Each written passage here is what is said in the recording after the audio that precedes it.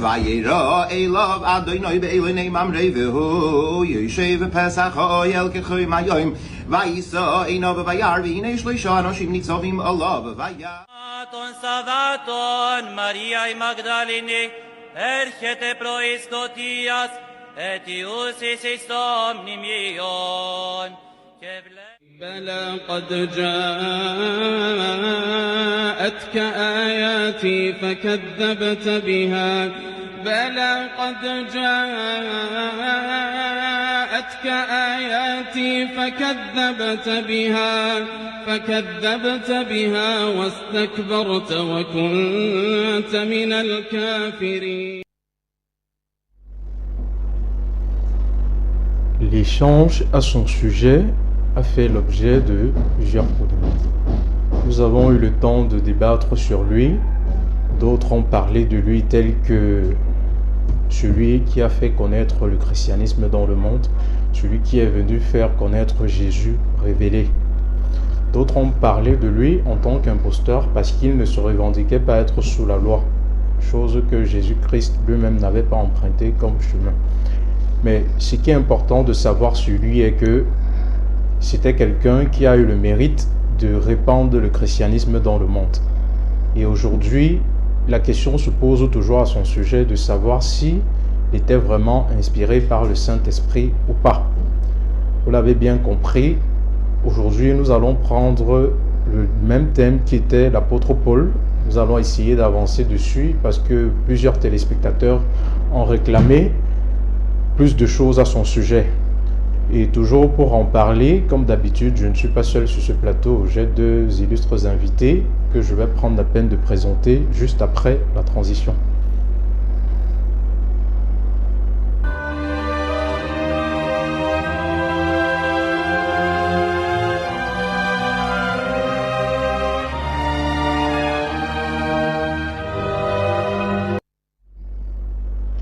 Mesdames et messieurs, bonsoir.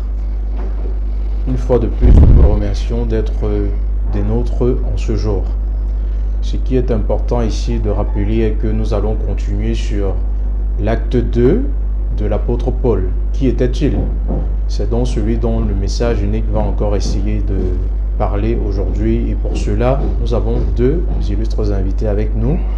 Et je vais essayer de les présenter déjà en commençant par le pasteur Matip à qui je dis bonsoir.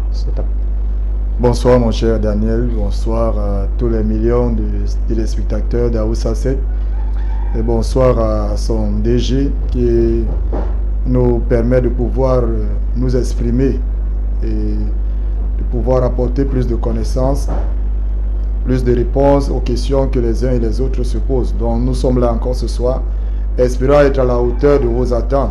Donc soyez scotchés et très bonne émission. Merci. Merci, pasteur Matip.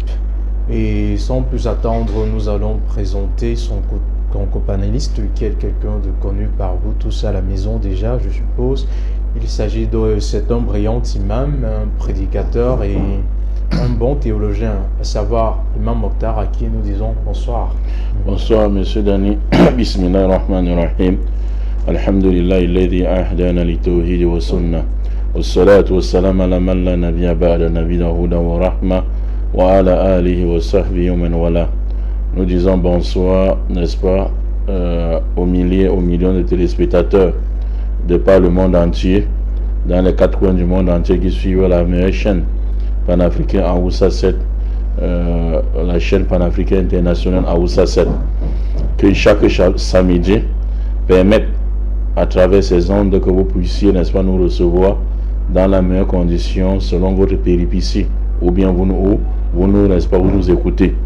Un bonsoir particulier, n'est-ce pas, son directeur général et également les membres techniques de cette télévision. Bonsoir également à monsieur, à pasteur Matip et tous ceux qui sont dans le studio. Et un bonsoir, n'est-ce pas, à monsieur Dani. Ok, merci Imam Mokhtar. Sans plus attendre, j'espère que vous êtes déjà tous coachés à la maison parce qu'on va débuter. Vous avez tellement écrit, nous avons pris la peine de lire pas mal de messages venant de vous. On a pris les réactions et tout, et durant le long de l'émission, nous attendons vivement des réactions de votre part.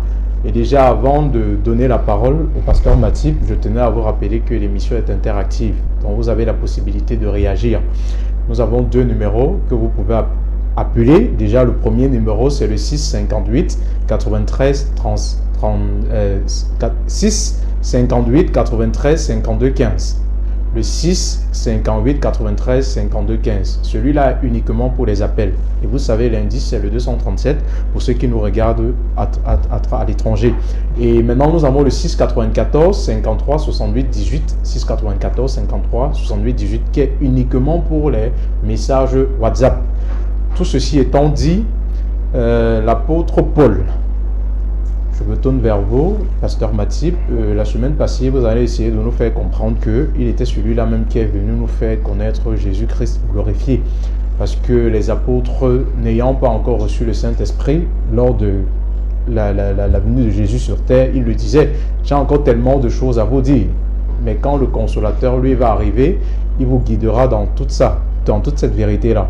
Donc, à supposer que l'apôtre Paul ait compris ce message-là, soit venu faire connaître Jésus-Christ tel qu'il devait être connu par les hommes, je voulais rentrer dans la peau du téléspectateur qui se demande en quoi pasteur Matip pourrait-il apporter un plus sur cet élancé-là pour faire comprendre la casquette qu'il avait, à savoir l'apôtre Paul.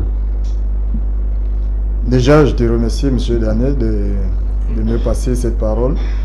Et je dis encore un bonsoir particulier à mon imam, l'imam Mokhtar, avec qui nous allons essayer d'apporter certains éclaircissements. Donc ici, qui était l'apôtre Paul? Déjà, je voudrais que nous puissions comprendre que l'apôtre Paul, déjà, il ne s'est pas appelé lui-même, parce que tout ce qu'il a fait, tout ce qu'il a parlé, il n'a pas parlé de lui.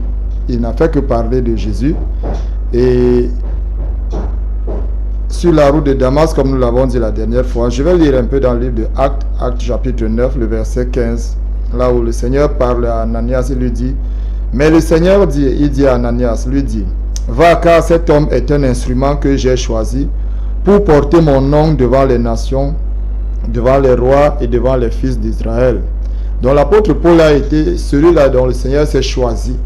Bien que hier étant le persécuteur de l'Église, après ayant reçu du Seigneur, il est devenu lui-même le persécuté, parce que ceux avec qui il persécutait les chrétiens ont commencé à chercher plutôt à le tuer parce qu'ils s'étaient retournés de l'autre côté. Mais ils n'ont pas voulu comprendre pourquoi est-ce qu'ils s'étaient retournés de l'autre côté. Parce que l'apôtre Paul a juste rencontré la vérité comme beaucoup de personnes. Beaucoup de personnes, j'ai encore rencontré certains au courant de cette semaine qui étaient dans des courants de religion différents et qui ont pu découvrir la vérité, parce que l'évangile c'est, comment est-ce que je peux dire ça, c'est la lumière en fait. L'apôtre Paul lui-même le dit que si notre évangile est encore voilé pour certaines personnes, c'est à cause de celui-là qui a obscurci leur intelligence, parce que il faut que le voile tombe des yeux des uns des autres pour pouvoir comprendre réellement. Voilà pourquoi même dans le Coran, la Bible parle, le Coran parle du livre révélé. Ça, on parle de ce qui est révélé, cela veut dire que c'était caché quelque part. Donc, et il a fallu que cela soit révélé. Et cela est révélé par le Saint-Esprit aujourd'hui, que le Seigneur Jésus a dit, je vous laisse le consolateur. Comme tu l'as si bien dit, M. Daniel, qu'il y a des choses que vous ne pouvez porter parce que vous n'avez pas encore cette capacité. Mais lorsque celui-là, qui est l'Esprit de Dieu, viendra en vous, il vous donnera la capacité de pouvoir porter ces choses-là. Donc l'apôtre Paul est cet instrument que Dieu s'est choisi pour pouvoir annoncer l'évangile, pour pouvoir porter son nom aux nations, porter son nom jusqu'aux extrémités de la terre. Donc, tout au long de cette émission, nous allons essayer de voir exactement qu'est-ce que l'apôtre Paul il a apporté comme évangile. Est-ce que c'était son évangile à lui ou bien c'était l'évangile de Christ? Moi, c'est dans cette orientation que je vais essayer de me projeter. Merci. Ok, merci, pasteur Matip. L'apôtre Paul, son message pour le pasteur Matip, c'était une lumière qu'il est venu apporter aux uns et aux autres. Maintenant, en tant que musulman, en tant que théologien, je vais me tourner vers l'imam Mokhtar pour avoir son point de vue par rapport à cela. Oui, alhamdulillah, monsieur Daniel. Le pasteur sait très bien que ce qu'il dit, ce n'est pas la vérité. Et c'est ça qui nous dérange parfois. Dit même que l'apôtre Paul, il n'a rien dit de lui-même. C'est vraiment en contradiction avec les propres dits, n'est-ce pas, de l'apôtre Paul. Vous voyez un peu. Ne prenez pas la liberté avec les textes, pasteur Mathieu. Et ne faites pas dire aussi à Paul ce que Paul n'a jamais dit. Vous comprenez un peu. Jésus-Christ avait dit dans le Coran, ceci mes chers frères, lorsqu'on a accusé sa mère de prostituée, vous voyez un peu, il a dit Inna Allah Rabbi wa Rabbakum fa'buduhu haza siratul mustaqim. Allah est mon Seigneur et votre Seigneur. Adorez donc le don vers le chemin droit. Ça c'est le Coran chapitre 19 verset, n'est-ce pas, 36. Allah dit fa'ktalafa akdhabu min bainihim fa'wailu lilladhina kafaru min mashhadi yawmi adhim. Par la suite, les sectes se divergeaient. Écoutez ce qu'Allah dit dans le Coran. Ça c'est le Coran 19 verset 37. Allah dit par la suite, les sectes ont divergé autour de qui? De la personne de Jésus-Christ. Donc l'apôtre Paul en fait est celui qui a causé tous ces désordres, au point où le christianisme a commencé à se métamorphoser, à se transformer, à s'émietter, et chaque côté, n'est-ce pas, avait sa vision de l'apôtre Paul. C'est pour ça qu'aujourd'hui, comme c'est la deuxième partie, je voudrais faire comprendre au pasteur Mathieu que les hérésies, parce qu'elle a dit par la suite, les sectes divergèrent, a dit autour de qui? De la personne de Jésus-Christ. Donc il présente d'abord la vraie identité de Jésus-Christ et il vient avec les sectes qui sont divergés autour de la personne de qui? De Jésus-Christ. Au 1er siècle, il y a n'est-ce pas, la première secte qui est sortie, et cette première secte, n'est-ce pas, niait totalement que Dieu était le créateur, était en contradiction avec l'apôtre Paul. On les appelle les Corinthiens, à qui Paul a écrit la lettre. Il a écrit la lettre aux Corinthiens pour les convaincre. Mais eux, ils niaient totalement que Dieu, n'est-ce pas, était le créateur. Il y a le judaïsme qui est sorti en second et qui n'était pas d'accord avec l'apôtre Paul. Il y a, n'est-ce pas, les corps concis, ou encore ceux qui disaient qu'ils suivaient uniquement la loi de Moïse. On les appelait les corps concis. Ça, c'est la troisième secte des hérésies du 1er siècle, qui n'étaient pas d'accord avec Paul. Il y a les Nicolaïdes également. Les Nicolaïdes également qui viennent comme quatrième secte dans le christianisme. Il y a, n'est-ce pas, le docétisme qui disait que Jésus est le Fils de Dieu qui n'est pas venu en chair. Donc, ils ne sont pas d'accord avec l'apôtre Paul que Jésus est venu en chair, hein, et comme esprit. Mais ils disent que Jésus n'était pas venu plutôt en chair, mais il était venu uniquement en esprit. Et qui ne sont pas d'accord avec Paul. Et ce groupe, c'est le cinquième groupe, n'est-ce pas, cinquième hérésie, appelé docétisme, qui était né au 1er siècle. Nous sommes ici au 1er siècle du christianisme. Pasteur Matthieu n'est pas encore né. C'est pour ça que Allah aujourd'hui, ils ne font que suivre les mécréants qui sont passés avant eux. Si mon ami pasteur Matthieu vraiment cherchait le chemin du paradis, il devait s'arrêter un temps soit peu, parce que nous sommes venus trouver, pasteur Matthieu, vous êtes venus trouver la Bible. Les gens lisaient déjà la Bible, les gens parlaient déjà de l'apôtre Paul. Mais comment ces gens s'ont présenté Paul? Vous ne pouvez pas comprendre Paul plus que eux. Et ceux même qui ont vécu fraîchement à son époque. Et fraîchement à son époque.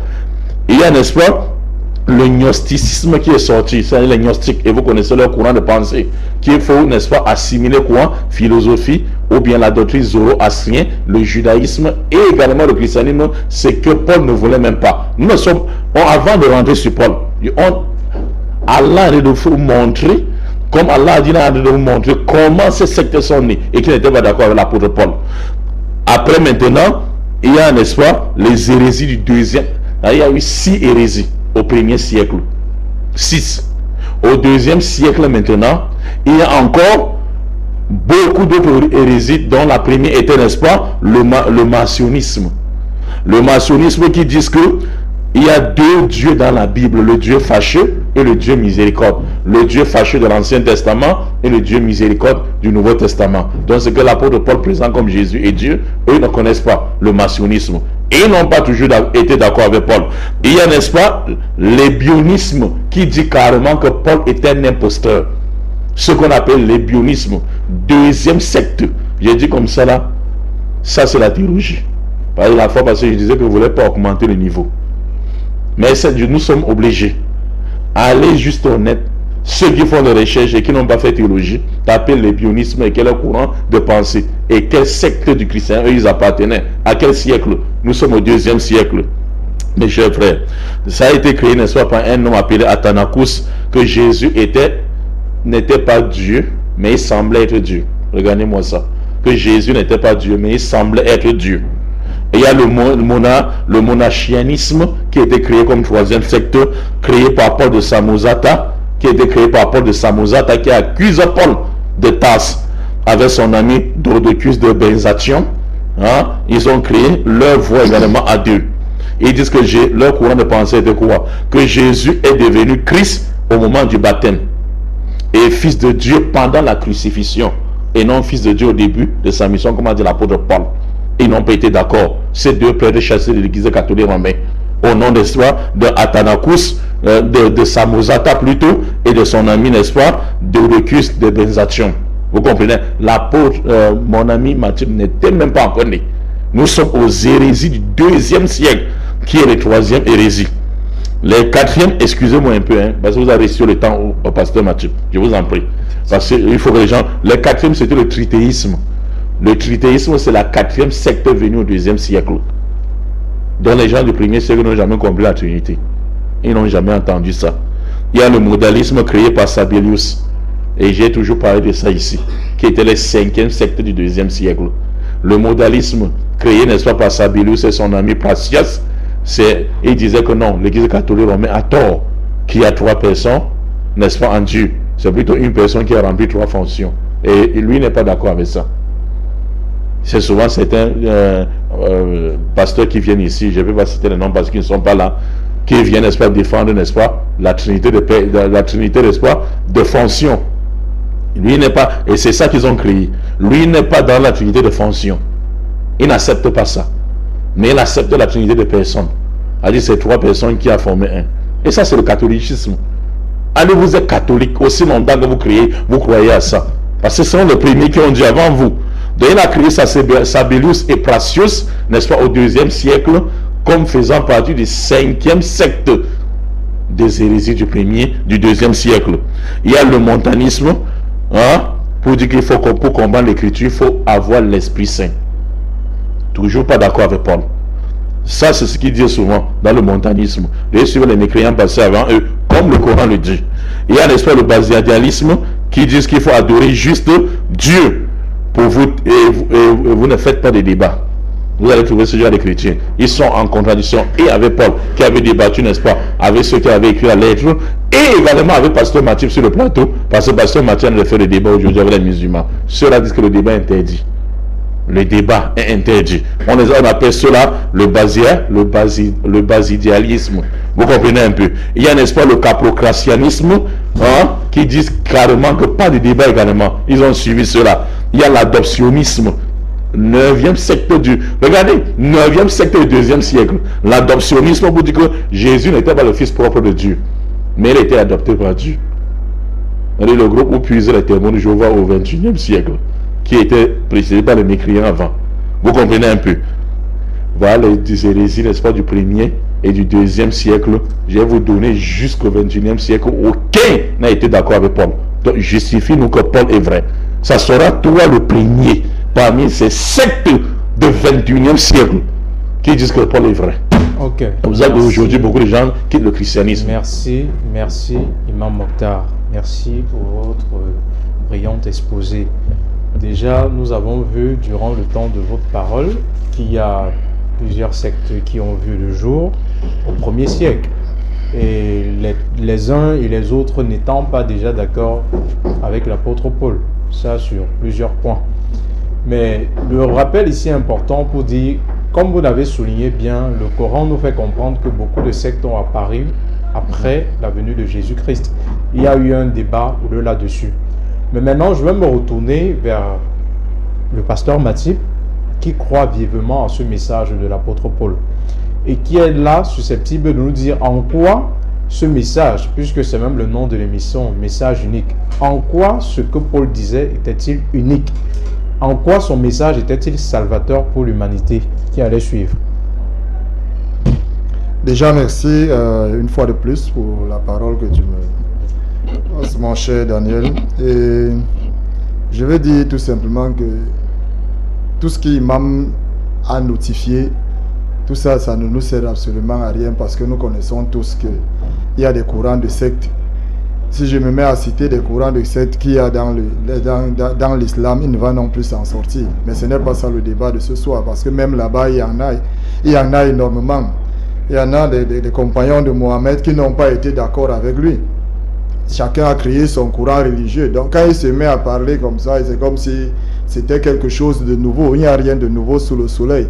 C'est bien juste que beaucoup de personnes, comme il a si bien dit, quand lui-même il lit les énoncés de ces sectes, quand ça sonne dans ta tête, toi-même tu comprends que c'était vraiment une secte et que ça ne pouvait aller nulle part. Et que ça n'avait pas de rapport avec ce que Christ est venu accomplir. Ici, l'apôtre Paul, son message est christocentrique, donc uniquement sur Christ, parce que Christ est venu en chair, il est venu accomplir une œuvre. Il est parti. Maintenant, il a dit aux disciples que vous allez rester derrière moi et vous allez annoncer ce que j'ai pu accomplir sur la terre. Donc maintenant, en quoi est-ce que le message de l'apôtre Paul est unique? Déjà, je vais lire dans le livre de Corinthiens chapitre 1, le verset 1. Je vais lire. Il dit, Paul, serviteur de Jésus-Christ, appelé à être apôtre, mis à part pour annoncer l'évangile de Dieu. Déjà, Paul ici, il se reconnaît qu'il n'est pas venu, il ne s'est pas venu lui-même. Voilà pourquoi j'ai dit tout à l'heure qu'il n'est pas venu parler de lui-même. Bien qu'à des moments, il pouvait arriver et dire que bon, maintenant, ce n'est plus, je parle parce que je crois avoir en moi l'Esprit de Dieu, je peux donner une telle orientation. Mais, grosso modo, l'apôtre Paul est venu pour annoncer, il a été suscité pour annoncer l'évangile. Nous avons vu dans Actes tout à l'heure, le Seigneur dit, mettez-moi à part Paul et Barnabas pour l'œuvre à laquelle je les ai appelés. Donc, l'apôtre Paul a été suscité pour annoncer l'évangile de Dieu, l'évangile de Jésus-Christ. Donc, voilà pourquoi son message, nous acceptons cela parce que son message est centré sur le Christ et non sur autre chose. Et nous le voyons également parce que l'apôtre Paul lui-même, il dit Jésus-Christ est venu pour sauver les pécheurs, lui-même étant comme le premier pécheur. Il ne s'est pas mis à côté pour dire qu'il est juste. Mais il dit s'il est juste, c'est parce que Jésus-Christ l'a justifié. Et l'apôtre Paul il comprend mieux ce message parce que comme je l'ai dit tout à l'heure, étant judaïste, il croyait servir le Seigneur et il allait à fond, il était fidèle dans le judaïsme. Il fallait exterminer cette nouvelle secte qui était en train de monter, qui était le christianisme. Bon, maintenant, en s'acharnant dessus, il a rencontré le maître du christianisme qui lui a dit que mais pourquoi est-ce que tu me persécutes? En réalité, ce n'est pas eux que tu persécutes, mais c'est moi. Et moi, je t'ai choisi, je t'appelle maintenant à me servir. Et Dieu, le Seigneur a ouvert son esprit parce que, comme je l'ai dit tantôt, si l'on n'ouvre pas ton esprit, tu ne peux pas comprendre l'évangile parce que l'évangile est voilé pour des gens comme Imam Mokhtar qui ne peuvent la comprendre. Donc, l'apôtre Paul a annoncé l'évangile de Jésus-Christ. L'évangile sur la personne de Jésus-Christ, c'est ça. L'apôtre Paul annonce la mort et la résurrection de Jésus. C'est là qu'est basé le message de l'apôtre Paul. Il ne parle pas de lui, mais il parle de la mort. Il dit que la mort de Jésus, Jésus-Christ est mort pour l'humanité. Parce que c'est lui, déjà que Jésus, en venant dans le monde, la Bible déclare que Jean-Baptiste dit, voici l'agneau de Dieu qui est venu ôter le péché du monde. Si nous rentrons dans l'ancienne alliance, l'agneau qui était destiné pour le péché du peuple, ou bien pour le péché des uns et des autres, cet agneau était sacrifié et son sang était aspergé sur le peuple pour la justification, pour le pardon de leurs péchés pour un certain temps. Bon, maintenant, Jésus-Christ étant venu comme cet agneau pour venir ôter le péché de l'humanité, il fallait lui-même, comme lui-même le dit, qu'il est venu donner la vie. Il est venu pour donner la vie Jean chapitre 10, le verset 10. Il est venu pour que les brebis aient la vie et qu'elles aient la vie en abondance. Donc, il est venu, et ce n'est que ce que l'apôtre Paul passe le temps à répéter et à dire aux uns et aux autres que vous n'avez pas pu être sauvés par la loi, comme le soutient Imam Mokhtar, parce que pour lui, il faut pratiquer la loi. Mais cette loi-là, personne n'a pu l'observer, comme je l'ai toujours dit ici. Personne n'a pu l'observer parce que qu'est-ce que dit la loi? La loi dit que celui qui va mettre toute la loi en pratique vivra par elle. Et s'il fausse un seul instant, une seule règle de la loi, il est coupable de tout le reste. Et jusqu'ici, personne n'a pu le faire. Et il ne va pas me le démentir. Et l'apôtre Paul, donc, ici le dit, il dit que Jésus-Christ est venu en chair. Il a accompli la loi pour nous. Maintenant, nous sommes justifiés de la même manière que notre père de la foi. Son père de la foi, je crois que c'est Abraham. Abraham n'a pas été justifié par les œuvres de la loi. Abraham a été justifié par la foi. La Bible déclare, Genèse chapitre 15, Abraham crut en Dieu et cela lui fut imputé à justice. Cela lui fut attribué, la justice lui fut attribuée, imputée en son compte. Parce qu'il a cru en Dieu. Ce n'est pas que Abraham ait eu pratiqué les œuvres de la loi et Dieu le déclara juste. Mais non, c'est ce que l'apôtre Paul s'est tué à pouvoir expliquer que, comme notre père dans la foi, Abraham, a été justifié par Dieu, pas par les œuvres de la loi, mais par la grâce de Dieu. C'est ainsi que nous aussi, nous sommes justifiés par la grâce de Dieu, par la foi en Jésus-Christ. Parce que Jésus-Christ est venu, il a accompli la loi pour nous. Qui était incapable, nous étions incapables de l'accomplir. Lui, il a accompli pour nous. Non seulement il a accompli, il est mort, il est revenu à la vie aujourd'hui. Ce que le Coran malheureusement nie, mais on dit qu'on apprécie, on glorifie Jésus-Christ. Si tu nies la mort et la résurrection de Jésus, ça veut dire que tu ne glorifies pas Jésus-Christ. Et c'est ce que l'apôtre Paul annonce. Voilà pourquoi d'autres vont dire que c'est de l'hérésie, d'autres vont dire que non, c'est une autre secte. Comme il est arrivé même à, je crois à Corinthe, il y a une ville où il est arrivé, quand il a prêché l'évangile, mais on l'a dit, voilà, les gens ils arrivent ici et ils prêchent un autre évangile qui ne nous est pas permis de pouvoir écouter. Tout simplement parce que ces gens, ils avaient leur fonctionnement. Ils avaient leur Diane, la déesse Diane, dans cette ville, qu'ils fabriquaient comme certains courants religieux fabriquent des maris aujourd'hui et on adore. Nous disons que Dieu n'est pas image, comme l'apôtre Paul l'a dit, que Dieu n'est pas une image, Dieu est esprit. Et Jésus le dit, que ceux qui l'adorent vont l'adorer en esprit et en vérité. En esprit et en vérité. Donc, nous ne sommes pas, nous sommes d'accord avec l'apôtre Paul. Pourquoi? Parce que l'apôtre Paul révèle à quoi a servi la mort de Jésus, à quoi a servi sa résurrection, et voir même ce que Jésus-Christ fait aujourd'hui. Par le Saint-Esprit, les Écritures nous révèlent son œuvre aujourd'hui. Et Jésus-Christ lui-même, de son vivant, il a parlé de son œuvre. Mais parce que les gens étaient voilés, ils ne comprenaient pas. Voilà pourquoi aujourd'hui, certains doutent de ce que l'apôtre Paul dit, alors que l'apôtre Paul ne dit rien de contraire à ce que Jésus-Christ lui-même il a dit. Même les disciples sur la route d'Emmaüs, quand ils marchent, ils font chemin avec Jésus après la résurrection. Lorsque Jésus cause avec eux, après un temps il les ouvre l'esprit, y compris les Écritures, Jésus leur dit que mais comment vous êtes lents à comprendre ce que les prophètes ont annoncé depuis longtemps? Est-ce qu'il ne fallait pas que le Christ souffrit et qu'il fallait qu'il meure et qu'il revienne à la vie? Et il leur a expliqué les Écritures et ils ont finalement compris et ils ont glorifié le Seigneur de ce qu'ils avaient vu le Christ. Donc l'apôtre Paul n'a pas pris un autre évangile, il n'annonce pas autre chose, mais tout ce qu'il annonce, c'est ce que Jésus-Christ lui-même, de son vivant, d'une manière ou une autre, parlait. Mais comme Jésus avait une faculté de parler les gens en parabole, comme il le dit dans le livre d'Ésaïe, qu'il parlait pour que les gens entendent mais qu'ils ne comprennent pas. Mais parce qu'il y avait un temps qu'il fallait comprendre, où le Saint-Esprit devait venir pour faire comprendre aux gens.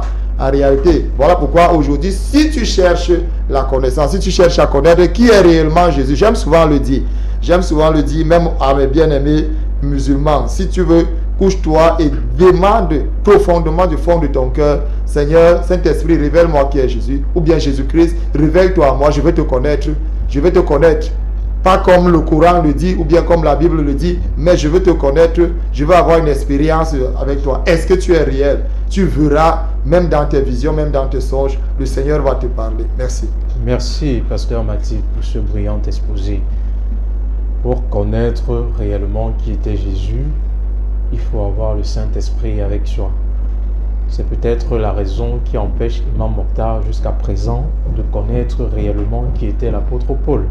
Parce que selon le pasteur Mathilde, il a apporté pas mal de choses aux gens. Il est venu faire connaître des choses que quand Jésus-Christ expliquait lors de son vivant, plusieurs personnes ne pouvaient le comprendre, puisque nous savons tous qu'il avait pour habitude d'utiliser des paraboles pour illustrer des messages qu'il voulait véhiculer. Donc, Imam Mokhtar, êtes-vous d'accord avec le pasteur Mathilde quand il fait comprendre ce point de vue-là sur l'apôtre Paul? Oui, alhamdulillah, rabbil alamin. Vous savez, le prophète Mohammed sallallahu alayhi wa sallam avait l'habitude de dire: ayez pitié de 3 types de personnes. Ayez pitié d'un riche devenu pauvre, ayez pitié d'un savant parmi les ignorants, et ayez pitié également d'un chef devenu un simple citoyen. Parfois, les pasteurs ne font pas l'étude, n'est-ce pas, comparative. Si vous constatez, ils s'oublient parce qu'ils sont oubliés, ils sont habitués aux prêcheurs dans les églises. Donc à chaque fois, même quand ils se retrouvent dans un plateau de télévision, en face même de quelqu'un, ils pensent qu'il avait un autre chrétien comme lui. Si tu étais avec un autre chrétien, tu devais développer tout ce que tu développes là. Mais si tu ne fais pas l'étude comparative parfois, et je vais vous prouver ici. C'est pour ça que Paul a dit, c'est ce que Imam Mokhtar croit. Alors qu'au début de l'émission, Imam Mokhtar n'a jamais dit je pense que, je crois que. Nous ne sommes pas dedans. C'est pour ça qu'on a pris les mêmes savants, les hérésies du 15e, du 21e siècle avant que tu ne sois né. Avant que nous soyons nés, pasteur Mathilde. Qui sont des chrétiens. Maintenant, je vais un débat direct avec pasteur Mathilde. Pour que vous compreniez de quoi je parle ici. Il a dit premièrement, il y a certains compagnons du prophète Mohammed sallallahu alayhi wa sallam qui n'étaient pas d'accord avec lui. Donnez-moi un seul nom d'un compagnon qui n'était pas d'accord avec lui. Pasteur Mathilde. Un seul compagnon du prophète Mohammed qui n'était pas d'accord avec lui. Si tu veux mettre ça comme un débat, nous allons. Non, vous avez dit. J'ai dit que si tu veux. Donnez un nom. J'ai dit que si tu veux. Pasteur Mathilde, donnez le nom. Donnez si tu veux un thème, si tu veux prendre sa donnez le nom. Est-ce que vous donnez le nom? Il faut toute une émission. Si tu veux les preuves, prends ça comme thème et on va revenir débattre. Juste donne un seul nom. Si tu veux qu'un compagnon. Le nom juste un compagnon. Vous comprenez un peu. Donc, vous voyez que c'est ça, il est facile de dire c'est difficile de les soutenir. Voilà. Ça c'est un. 2 maintenant, pasteur Mathilde, sur le thème maintenant, sur le thème, êtes-vous plus chrétien que les chrétiens du 21e siècle? S'il vous plaît, pasteur Mathilde. J'ai ma foi en Dieu. Et je crois. On ne parle pas de vous. Qu'est-ce que je vous ai dit? Qu'est-ce que je vous ai dit ici? J'ai dit ceci. Parce que vous avez parlé de vous depuis. Alors que nous sommes dans une étude comparative où les milliers de gens. Tu ne les connais pas. Je ne les connais pas. Pasteur Mathilde. De ma foi en Dieu. S'il vous plaît. Parlez de ta foi. Pasteur Mathilde. Je ne peux pas parler de moi puisque je suis ici à la mosquée ou chez moi à la maison. Je suis dans un plateau contradictoire.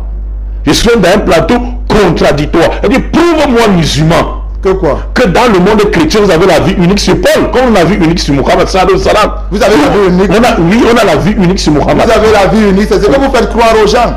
Mais quand on rentre dans le Coran, nous sommes dans les écrits. Nous sommes dans les écrits. Et l'histoire témoigne. Maintenant, vous dites ceci. Pasteur Mathilde, s'il vous plaît. Pasteur Mathilde. Oui, comme Pasteur Mathilde est en train de souligner, cela peut faire objet d'un autre thème. Ok, pas de problème. Pas de problème. Maintenant, l'apôtre Paul. C'est pour ça que je vous ai dit quoi? Que le monsieur pense qu'il est à l'église. Et il fait le prêcheur. Au lieu, n'est-ce pas, de faire, ils ne font pas souvent l'étude comparative. Pasteur, mais vous n'êtes pas plus chrétien que les chrétiens du 21e siècle. C'est-à-dire ceux qui ont, il y a même d'autres qui ont marché avec Jésus et qui sont venus récemment quand les habits de Jésus étaient un peu frais. Ils venaient de partir, ces habits étaient un peu déposés, mais ils n'ont pas été d'accord avec l'apôtre Paul. Mais vous aujourd'hui, vous entrez dans la chambre, le démon vous parle et vous pensez que Dieu vous a parlé pour de la révélation. Je continue les hérésies. Vous n'allez pas vous en sortir là. Je continue les hérésies. De tous ces siècles, nous sommes au 3e siècle. Depuis le 1er siècle jusqu'au 2e, ils n'ont pas été d'accord avec Paul. Ils n'ont pas été d'accord avec Paul. 3e siècle. Le premier groupe, c'est les Tertulliens. Ils n'ont pas été d'accord avec Paul. L'origanisme, ils n'ont pas été d'accord avec Paul. Le monachianisme, le manichéanisme qui a été créé par Manicheus, qui disait que c'était une autre variante du gnosticisme, qui dit que Dieu a créé nos âmes et l'a rejeté nos corps. Il n'a pas besoin de ça. Qui n'a pas été d'accord avec Paul? Ça, c'est, n'est-ce pas, le 3e secteur, n'est-ce pas, du 3e siècle. Il y a, n'est-ce pas, le millénarianisme, il y a, n'est-ce pas, l'arianisme. Et ça, c'est grave. Ça, c'est grave avec l'Arius. Le prêtre Arius, il est venu au 3e siècle, il a rejeté tout cela qui a causé le premier concile de ton église catholique avec lui, qu'on appelle, n'est-ce pas, le concile de Nicée. Vous ne faites pas de recherche et vous ne faites pas d'études comparatives. C'est pour ça que tous les pasteurs qui apprennent ne viennent pas sur le plateau. Ils savent. Ceux qui apprennent ne viennent pas ici sur le plateau. Mais vous pensez, vous êtes autodidacte, vous croyez, vous pouvez venir ici sur le plateau, n'est-ce pas, pour réfuter les gens qui ont fait théologie. Vous ne pouvez pas. Même là, celui à qui vous lisez son livre, on dit Louis II, docteur en théologie. Mais vous ne faites aucune étude, mais vous vous dites qu'on n'a pas besoin de faire des études. On continue. Arius est venu avec l'arianisme, il a détruit tout cela. Tout le culte du christianisme qui a causé, n'est-ce pas, le concile de Nicée en 325, n'est-ce pas, qui a mis l'église, n'est-ce pas, en ébullition entre elles. Et il y a le semi-arianisme qui est venu juste après à l'arianisme. Il y a l'apollinarisme qui a été créé par Apollinaire, qui dit que Jésus n'a aucun esprit humain. Contredit Paul. Que Jésus n'a... Ils ont détruit tout l'enseignement de Paul. Avant tout au 21e siècle. Paul, ça c'est au 3e siècle. Il y a encore les instruments de Jésus-Christ déposés chez lui. On pouvait encore même trouver les gens qui ont vécu à son époque. On pouvait trouver encore les vieilles personnes. On continue. Il y a également au 4e siècle maintenant. Il y a, n'est-ce pas, l'arianisme qui revient. Il y a, n'est-ce pas, les donastites, ou bien encore le donastisme. Il y a, n'est-ce pas, les pneumatomaques qui disaient que l'image, regardez, que l'image qu'on met dans les églises, on ne doit pas mettre cela. Il y a les adeptes de Macédoine, ou encore le macédonianisme, que le saint est une créature et non Dieu, et aussi un ange. Donc Jésus était un ange, il était Dieu, il était tout. C'est que toi tu ne crois pas. Tu ne crois pas à ça. Il y a le jovialisme, en disant que Marie n'était pas vierge. Elle a connu les hommes avant ça, qui n'était pas ce qu'a dit l'apôtre Paul. Ils n'ont pas été d'accord. Ça c'est le 4e siècle. On continue. On a payé sur le jovianisme. Ils disent que Marie n'était pas vierge. Elle a connu d'autres hommes avant de connaître Joseph. Et que Jésus même qu'elle a accouché, c'était pas dans la virginité. Ce que tu ne crois pas. Avec l'apôtre Paul que tu lis. Tu ne peux pas lire la Bible uniquement. C'est eux qui ont fait la Bible. Au moment, et je vais te rappeler même chose, pasteur Mathieu, au moment où vous êtes en train de, au moment même que ceux-ci sont de parler, on n'a pas encore rassemblé tout ça. Tout ce que vous lisez là, ils ont encore les parchemins qui viennent directement du siècle de Jésus-Christ. Ils ont encore ces parchemins, vous n'avez pas. Vous les avez. Il y a, n'est-ce pas, le vigilantianisme qui condamne les images et les saints. Il y a, n'est-ce pas, le tuchianisme, que Jésus était 100% Dieu et 100% homme, comme pasteur Mathieu dit ici. Lui-même il dit parfois ici, sans connaître les premiers, a dit, voici tes ancêtres. Tes ancêtres, pasteur Mathieu, on les appelle, n'est-ce pas, le tuchianisme. Jésus était 100% Dieu et 100% homme. On continue. Qui a été créé, n'est-ce pas, par un homme appelé Eutychius. Donc tu as un petit-fils de qui? Eutychius, au 4e siècle. Tes parents n'ont pas vécu au 1er siècle de l'ère chrétien, ils ont vécu au 4e siècle. On continue. Au 5e siècle maintenant, d'autres sont venus, n'étaient pas d'accord avec. Je suis décrit Paul passe les frères de Paul. L'islam n'a pas encore parlé depuis ici. Ce sont les frères de Paul qui le détruisent, pas nous. On continue. Mais ceci. Ici maintenant au 5e siècle, il y a le pélagianisme qui était les adeptes de Pélagios. L'homme est bon et peut avoir son salut lui seul sans passer par Dieu ni quelqu'un. Donc l'inspiration de Paul et ce que Jésus lui a donné pour transmettre ne sert à rien. L'homme est capable de se sauver lui-même. Au 5e siècle, tu n'étais pas encore né. ceux-là contredisent C'est Paul. la vérité ou c'est pas la vérité? Ah, mais c'est ce que je suis de dire, c'est à toi de me dire. C'est la vérité. Non, de toi qui est en train de développer, c'est la vérité. Non, c'est à toi, non. Puisqu'il contredit. Non, c'est toi qui es chrétien, non. C'est la vérité ou c'est pas la vérité? Ce sont des frères. Non, toi tu es... Non, ce sont des frères. Moi, je suis musulman. Toi qui as apporté ça sur la table, non? Mais j'ai apporté ça, ça Où est la existait. vérité alors? Où est la vérité? Non, maintenant, c'est à toi de quitter. Soit tu es sûr, tu quittes. Pasteur Mathieu. Donc, on appelle le pélagianisme. Tu n'as pas d'inspiration ce soir. S'il vous plaît. Oh, s'il vous plaît. Il jette beaucoup de paroles de Paul ici. Parce que entre le match aller. Non, écoutez-moi. Le match aller, c'était les paroles de Paul. Et je vous ai dit que Paul faisait des dédicaces qui n'avaient rien à voir. J'ai encore beaucoup de paroles de Paul ici qui se contredit lui-même. Mais j'ai voulu faire quoi? Montrer ceux-là, d'autres qui ont créé, pas moi le premier, d'autres dans le christianisme qui l'ont contredit. L'émission, on a encore 1h30. Ne vous en faites pas, pasteur Mathieu. Donc, il y a le semi-pélagianisme. Oh, de Jean Cassias, s'il vous plaît, arrêtez, n'est-ce pas, de m'embrouiller. Troisième, il y a le monophysistisme créé par Sévérius et Jude Alinacanius qui disent que Jésus est Dieu et il n'est même pas humain. Alors que pour Paul, Jésus n'est pas Dieu. Jésus n'est pas Dieu. Mais ceux qui disent que Jésus est Dieu. Au 5e siècle, ils ont régné Paul. Ils ont régné les épîtres de Paul. On continue. Il y a le nestorianisme créé, n'est-ce pas, par Nestérius, où Jésus avait double nature, 100% Dieu et 100% homme, comme tu le dis. Et Paul n'a pas dit ça, parce que c'est ta croyance à toi. Donc, vous voyez, les chrétiens sont bizarres. Même Pasteur Mathieu, il a même une croyance que Paul n'a pas. Et Jésus est 100% Dieu, 100% homme, alors que Paul n'a jamais dit ça. À moins que tu réunis aussi Paul. Et on continue. Donc, 5e, il y a ce qu'on appelle le prédestérianisme. Ceux qui, n'est-ce pas, disaient que certains sont destinés pour l'enfer et d'autres pour le paradis. Et Jésus n'est pas mort pour ceux de l'enfer. Jésus est mort uniquement pour ceux du paradis. Donc, tu n'as même pas à travailler, ni à adorer. Si tu es déjà destiné pour l'enfer, c'est ton sort. Pour le paradis, tu es chanceux. Et Paul n'a pas dit ça. Paul n'a jamais dit ça dans ses épîtres. Ils n'ont pas été d'accord. Au 6e siècle, excusez-moi, ils vont vous détruire avec les hérésies. Comme le Coran, mon Coran me dit. C'est mon Coran qui m'a poussé à aller faire la théologie chrétienne.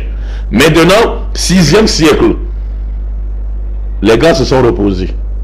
Il n'a pas eu de secte.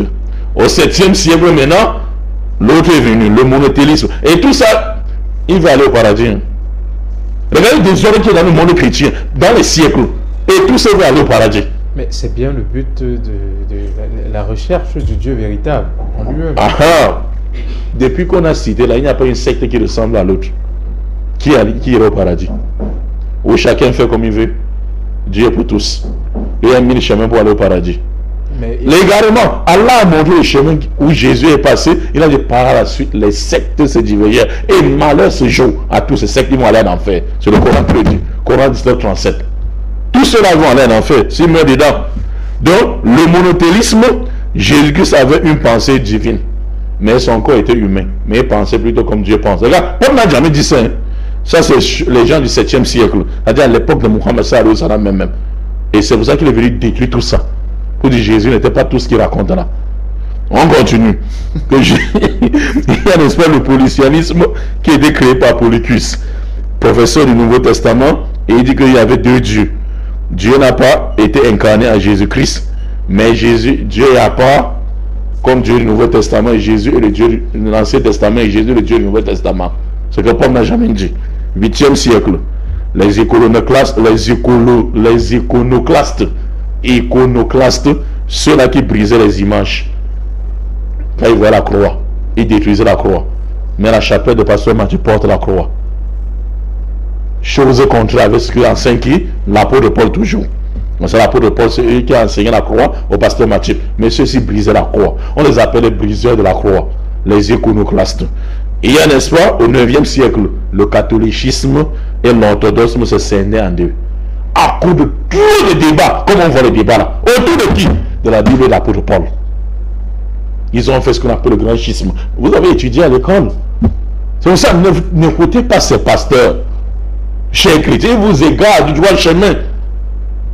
Vous avez étudié à l'université le grand schisme dans le monde, n'est-ce pas, chrétien. Demandez-vous qu'est-ce qui a causé le grand schisme alors. Qu'est-ce qui a causé la division au sein de l'église?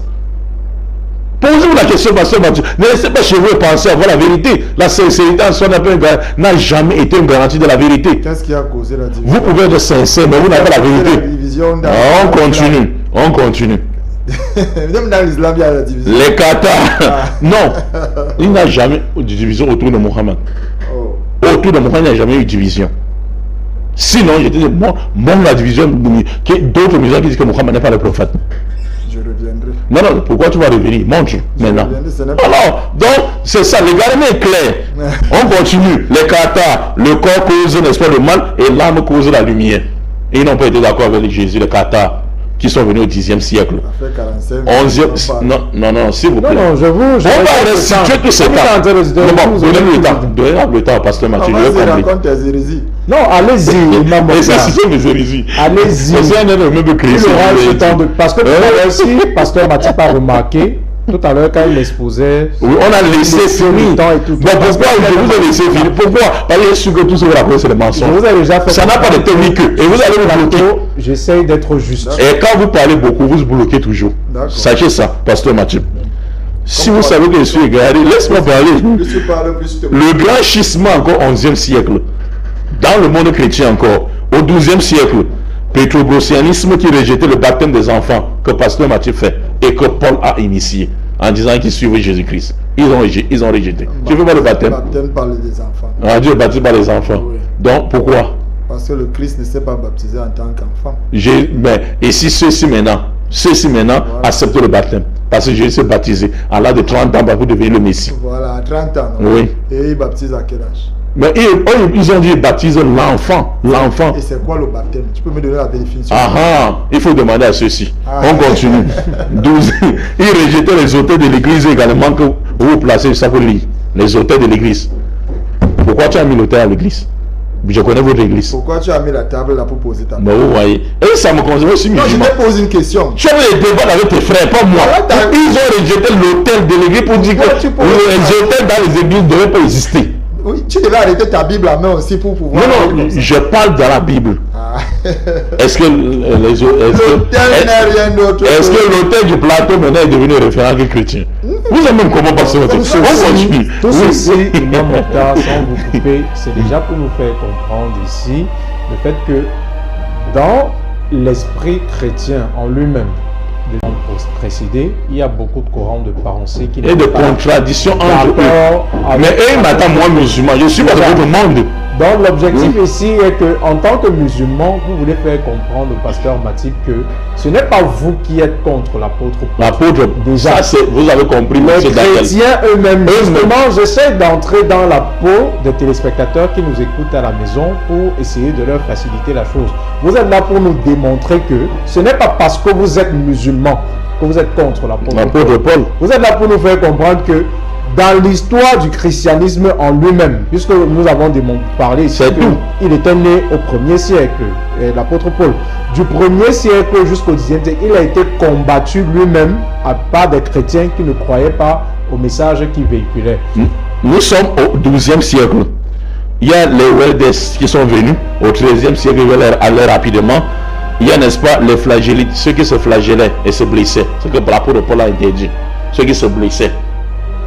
Ils se flagellaient pour dire qu'ils pleurent la mort du Christ au 13e siècle. Au 4e siècle, les gars se sont reposés encore. Au 15e siècle, n'est-ce pas, il y a la fraternité blanche et les frères unis qui ont apparu. Au 16e siècle, il y a la réforme protestante qui sont venus et ils ont commencé, n'est-ce pas, à retirer les paroles qui n'étaient pas signées à leur vouloir. De Martin Luther King, les luthériens, les calvinistes qui sont venus, les Ku Klux Klan qui sont venus. Il y a, n'est-ce pas, l'anabaptisme, mon frère, les noms là sont très difficiles. L'épico. Merci, Imam Mokhtar. Vous allez continuer. On a pris une émission pour ça. Oui, mon parce que vous aurez assez de temps. Pasteur Mathieu débat. C'est bien le but. Le but de l'émission, message unique, elle a aussi une valeur pédagogique. Comme j'ai parlé dernièrement, les gens sont là pour apprendre. Donc, vous aurez un autre temps de parole pour continuer. Mais déjà, je vais me tourner près du pasteur Matip là maintenant. J'avais une question avant de vous m'aider à poser ces questions, pasteur Matip. Okay, pasteur Matip et son église, est-ce qu'ils sont plus chrétiens que ces chrétiens? Ok. l'imam Mokhtar juge que dans le christianisme en lui-même, dans les différents courants de pensée qui ont vu le jour avant nous autres, il est en train d'expliquer ici que ces gens n'étaient pas d'accord avec l'apôtre Paul. Et aujourd'hui, on a des chrétiens qui sont fermes sur leur position, qui croient véritablement que l'apôtre Paul a eu à rencontrer le Seigneur Jésus-Christ et que le message qu'il a véhiculé, c'est un message salvateur pour l'humanité. Mais maintenant, l'imam Mokhtar veut savoir, êtes-vous plus chrétien que ces chrétiens-là? Qu'est-ce qu'il y a de si particulier pour que vous, aujourd'hui, vous balayez d'un revers de la main tous ces courants de pensée pour plutôt voir en Paul quelqu'un qui était disciple du Seigneur Jésus-Christ? Déjà que vous-même, quand lui-même il lit ces courants de pensée, déjà dans sa propre réflexion, voilà pourquoi je l'ai interrompu tout à l'heure pour lui demander comment est-ce que lui pense par rapport à ces courants de pensée qu'il a d'abord eu à lire, par rapport à ce que l'apôtre Paul, lui, il dit, et il veut dire le contraire. Certains te disent par exemple que non, l'homme n'a pas besoin de Dieu, mais que l'homme peut se sauver lui-même. Est-ce que lorsque un homme réfléchit comme ça, même aujourd'hui il y a des gens qui le disent, il y a ce courant de pensée dans notre siècle aussi, il y a des gens qui pensent que en fait Dieu est même mort, Dieu n'existe pas. Non, il y a ces courants de pensée dans l'Occident, il y a des personnes qui, pour eux, tout est centralisé sur l'homme. Oui, bien sûr. Si tu as de l'argent, on va citer le nom, mais il y a des... c'est par ton potentiel. Oui. Dieu en lui-même, il n'existe pas. Il n'existe pas. Donc, ce n'est pas, c'est pas tout simplement ces courants de pensée qui vont contre l'apôtre Paul. Mais il y a, jusqu'aujourd'hui, il y en a. Mais tout ce que moi je veux répondre à Imam Mokhtar, comme je l'ai dit tantôt, j'ai ma foi en Dieu et je sonde les Écritures. Jésus pouvait dire aux pharisiens, vous sondez les Écritures pour en voir en elles la vie. Mais c'est elle qui parle de moi. Mais vous me rejetez parce que les pharisiens, comme il a dit tantôt, même ceux qui ont marché avec l'apôtre Paul, n'ont pas été d'accord avec lui. Non. Ils pouvaient ne pas être d'accord avec lui. Cela ne veut pas dire que l'apôtre Paul n'était pas dans la vérité. Ce n'est pas tout le monde qui a marché avec Mohamed Salam qui a été d'accord avec ce qu'il disait ou se faisait. Un seul disciple qui n'a pas été d'accord avec lui. Pourquoi est-ce qu'il dit, même dans le Coran, il le dit, que ceux qui viennent et qui disent qu'ils ne sont pas d'accord avec lui, je vais revenir avec toi. Parce que on ne peut pas mentir dans le Coran.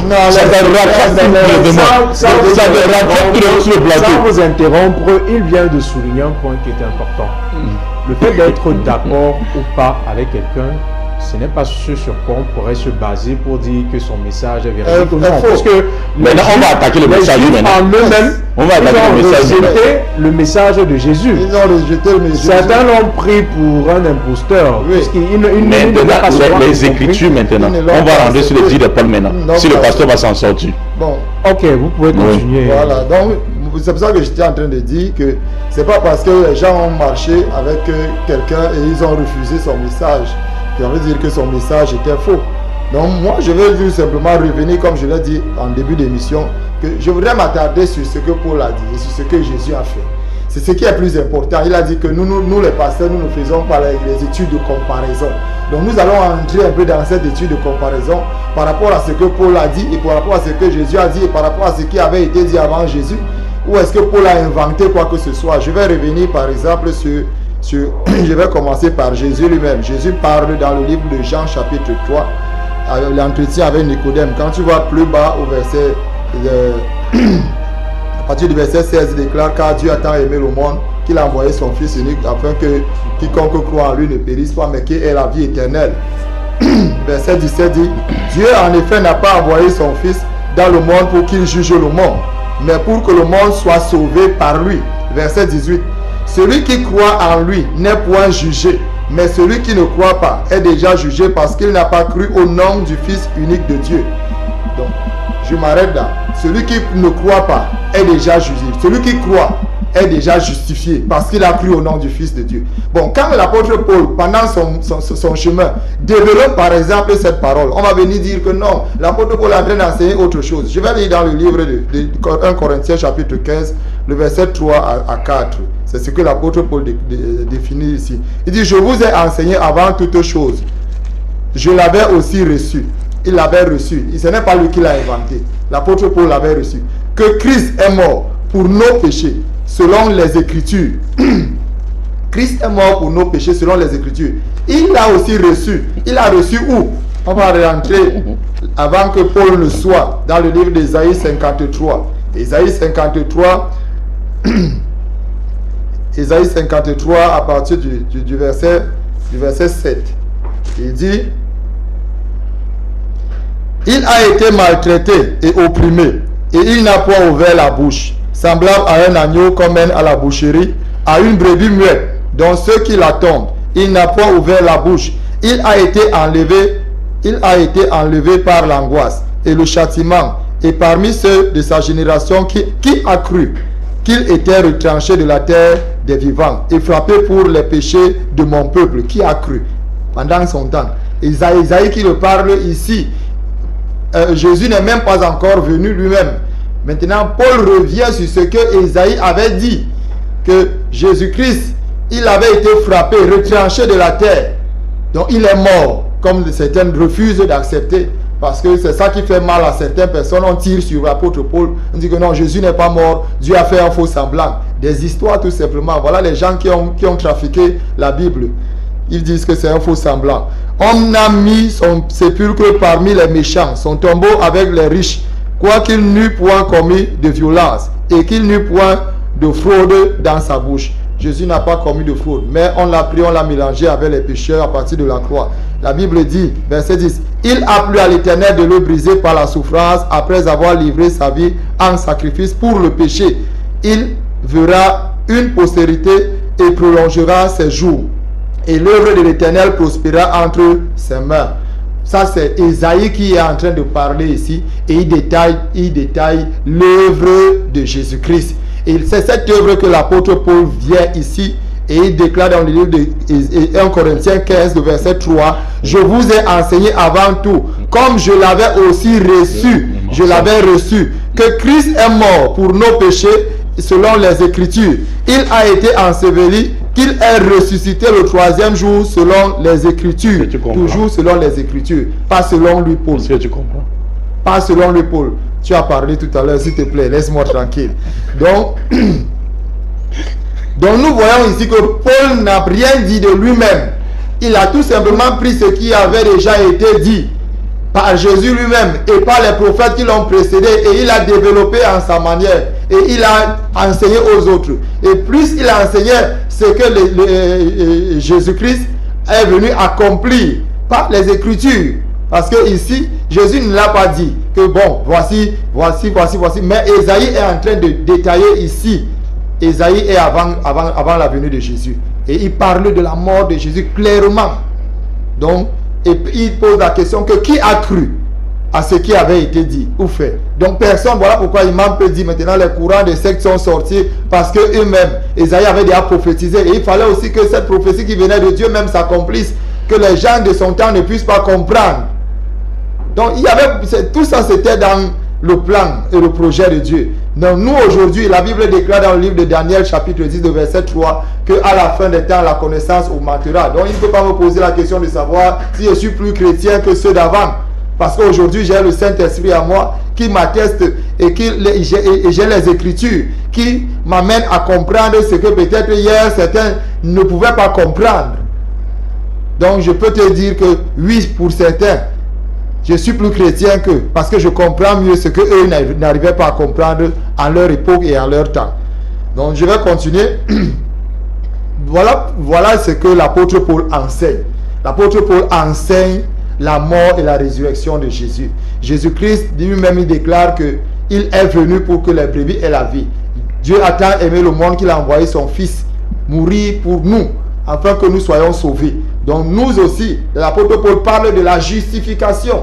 La justification par la foi. Jésus déclare que quand vous aurez élevé le Fils de l'homme, de la même manière que Moïse a élevé le serpent d'airain, c'est alors que vous allez comprendre ce que je suis. Parce que quand je vous dis ce que je suis, vous ne comprenez pas. Pourquoi Jésus le dit ici? Parce que le serpent d'airain au temps de Moïse était élevé. Et tout ce qui était mordu par les petits serpents qui avaient le venin en eux, il suffisait tout simplement qu'il lève la tête et qu'il regarde le serpent d'airain. Et la Bible ne déclare pas qu'il prenait un breuvage mortel. Il ne prenait pas un breuvage. Il suffisait seulement qu'il lève les yeux et qu'il regarde le serpent. Et ils étaient sauvés du venin du serpent. Voilà pourquoi Jésus prend cet exemple. Il dit, lorsque vous aurez élevé le Fils de l'homme, donc lorsqu'il sera élevé, et que ceux qui auront levé les yeux vers lui, les yeux de la foi, qui auront cru en lui, ils seront également sauvés. De la même manière que ceux qui étaient mordus par les serpents n'avaient pas besoin de prendre un breuvage mortel, mais ils regardaient tout simplement le serpent d'airain et ils étaient sauvés du venin du serpent par lequel ils étaient mordus. Il n'y avait pas de breuvage qui prenait. Donc c'est ce que l'apôtre Paul essaie de dire, que nous sommes sauvés par la foi. De la même manière que notre père Abraham a été justifié, pas par les œuvres de la foi, mais parce qu'il crut en Dieu. La Bible dit, Genèse chapitre 15, je ne vais pas le dire aussi long, je le dirai aussi longtemps pour que cela puisse entrer et adhérer dans le cœur de l'imam Mokhtar, car Abraham n'a pas été justifié par les œuvres de la loi, mais il crut en Dieu. La Bible déclare, il foi en Dieu et Dieu le déclara juste. Merci, pasteur Matip, pour ce brillant exposé. Vous nous avez fait comprendre ici que l'apôtre Paul ne parlait pas de lui-même, contrairement à ce que veut nous faire croire Imam Mokhtar. L'apôtre Paul parlait selon Jésus-Christ. Il disait des choses qui avaient déjà été dites auparavant par d'autres prophètes. Et pour illustrer cela, vous avez pris les dires d'Ésaïe pour faire qui renvoyait déjà à une mort de Jésus-Christ. Par rapport à ce qu'il était en train de dire, vrai ou faux, le plus important ici est d'écouter le message pour pouvoir rebondir. Donc je vais me tourner vers Imam Mokhtar maintenant pour connaître quelle est sa position par rapport à ce verset qu'il a utilisé concernant Isaïe. Vous savez, il montre aux téléspectateurs si ce verset-là est en train de renvoyer à la mort de Jésus-Christ. Merci beaucoup. J'ai donné aux téléspectateurs la vue des chrétiens. Et maintenant, mon émission va commencer maintenant. C'était des bases. Alors que le pasteur est déjà fatigué. Donc là, il se fatigue. C'est là où je commence maintenant. Maintenant, pourquoi toutes ces hérésies-là ont été en contradiction avec Paul? Maintenant, vous allez commencer à comprendre pourquoi maintenant. Pasteur Matip, est-ce que vous êtes circoncis? S'il vous plaît. Je suis circoncis. Galates chapitre 5, verset 2 jusqu'à 4. Ça commence ici le verset 2. 2. Oui, verset 2 jusqu'à 4. Ici, là, c'est moi, Paul. C'est Paul qui dit. C'est moi, Paul, qui vous le dit. Si vous vous faites circoncire, le Seigneur, le Christ ne vous servira de rien. Attendez, point, stop. Vous êtes d'accord avec Paul? Je peux t'expliquer ce que Paul est en train de dire. Oui, allez-y. Voilà. En une minute. C'est mon temps. Ce que Paul veut faire comprendre dans ce verset, dans ce chapitre, mon cher imam, c'est que la circoncision et l'incirconcision, cela ne sert de la chair, du sexe de l'homme, cela ne sert absolument à rien. Pourquoi? Parce que la circoncision dont le Christ est venu faire, c'est la circoncision de notre cœur. Que nos cœurs se tournent vers le Seigneur, c'est ça qui est plus important. Vous n'avez pas expliqué le verset, on revient encore. Si vous vous faites circoncis, Christ ne vous servira plus à rien. Si tu te fais circoncis et que tu ne crois pas en Christ, n'ajoute rien. La Bible dit n'ajoutez point et ne retranchez point. Je vais relire le verset. Lis à partir du haut, lis tout le texte. Okay. Tout le texte oui, lis tout le texte. Bon, je prends à partir du premier verset. À partir du premier verset. Oui. C'est pour que nous restions libres que le Christ nous a libérés. Voilà. Donc tenez bon et ne vous remettez pas sous le joug de l'esclavage. Voilà. C'est moi, Paul, qui vous le dis. Si vous vous faites circoncire, le Christ ne vous servira de rien. Continuez même pour qui comprenne. De nouveau, je l'atteste à tout homme qui se fait circoncire. Il est tenu à l'observance de la loi. intégrale de la loi. Il est dans la loi. Vous avez rompu avec le Christ. Vous avez compris? Vous qui cherchez la justice de la loi, vous êtes déchus de la grâce. Tout celui qui est circoncis, tu es sous la loi. Et Allez, si tu as s'il vous plaît, s'il vous plaît, s'il vous plaît, s'il vous plaît. Et il dit, Pasteur Mathieu, il dit, s'il vous plaît, vous êtes fait circoncis, non? Si vous n'avez pas compris ça. Maintenant, vous allez comprendre, s'il vous plaît. Tu prends un pain. Vous allez comprendre pourquoi les hérésies n'ont pas été d'accord avec Paul. Vous êtes circoncis, vous êtes sous la loi. Je ne suis pas sous la loi. Alors pourquoi est-ce que votre maman vous a circoncis? Ou bien elle n'était pas elle? Elle n'était pas païenne, c'était normal. C'était normal. La circoncision déjà ne vient pas de Paul, je vais te dire. Mais qui a dit Paul que Paul a été assis? La circoncision vient d'Abraham. Paul dit ceci. Tout celui qui se fait circoncier. Paul dit celui qui se fait circoncier. La circoncision. Qui a dit que Paul? C'est parce que Matthieu comprend. C'est l'alliance avec Dieu. Dieu a fait avec Abraham. Mais il dit quoi ici dans le test? Qu'est-ce que Paul dit dans le test? Mais à travers le test, au niveau de ma compréhension, Paul serait déjà en contradiction avec Abraham. Ici, puisque lui, il est en train de dire... Il a annulé la loi de la circoncision. Il est en train de dire à l'auditoire que si vous restez dans la circoncision par rapport à la loi, le Christ ne va vous servir à rien. Mais ne vous mettez pas sur des jougs. Parce que Christ nous a appelés... la circoncision était imposée à qui? La circoncision était le signe de l'alliance avec Dieu, avec Abraham. Et qui brise maintenant Paul? On suit Abraham ou Paul? Paul ne l'a pas brisé. Paul explique quelque chose de profond que tu n'arrives pas à comprendre. Je peux relire. Oui. Il dit, et ce fut après Galates chapitre 2 verset. Je sais pas, Galates chapitre 5 verset 2. Du verset, oui. Dans la Bible, là, ça va encore bien crucifié, Pasteur Mathieu. Dans sa propre Bible. Oui, Galates 2, Galates 5 à partir du verset 2. Voici Paul, je vous dis que si vous faites circoncis, Christ ne vous servira de rien. Je proteste encore une fois à tout homme qui se fait circoncis qu'il est tenu de pratiquer la loi tout entière. Vous êtes séparés de Christ, vous qui cherchez la justification dans la loi. Vous êtes déchus de la grâce. C'est ce que je veux te faire comprendre. Que ici, l'apôtre Paul essaye de dire à l'auditoire que si vous vous tenez sur les œuvres de la loi, par exemple la circoncision, si vous restez dessus, Christ ne va plus vous servir à rien. Donc la grâce de Dieu ne vous servira plus à rien parce que la grâce de Dieu est venue pour sauver et ceux qui sont sous la circoncision, ceux qui sont incirconcis. Donc Dieu a donné à Abraham la circoncision, il a annulé sur Paul. Attends, je vais te poser une question. Quand Dieu fait alliance avec Abraham, Abraham était circoncis ou il n'était pas incirconcis? Il n'était pas circoncis. Voilà. C'est pourquoi. Dieu lui demande maintenant de faire quoi? C'est pourquoi. Dieu lui demande de faire quoi avec son fils et les gens de sa maison? De se circoncier. Et Paul vient annuler en tant que qui? Paul n'a pas annulé la circoncision. Où est-ce que Jésus a annulé la loi? Jésus a accompli la loi et quand quelque chose est accompli... S'il vous plaît, où est-ce que Jésus a annulé la loi? Jésus est venu accomplir la loi. Jésus a-t-il annulé la loi? Répondez clairement. Jésus a accompli la loi. Oh, Jésus il a accompli ou bien n'a pas accompli? Ici, Bible de français courant. Jésus a accompli la loi. Bible de français courant, s'il vous plaît. Matthieu chapitre 5, ici. On va le comprendre. Verset 17. Jésus dit ceci. Et on va donner, n'est-ce pas? Matthieu chapitre... Vous avez dit 5, verset 17. Matthieu chapitre 5, verset 17. Mieux on donne à Pasteur, à M. Daniel Lee, le verset 17.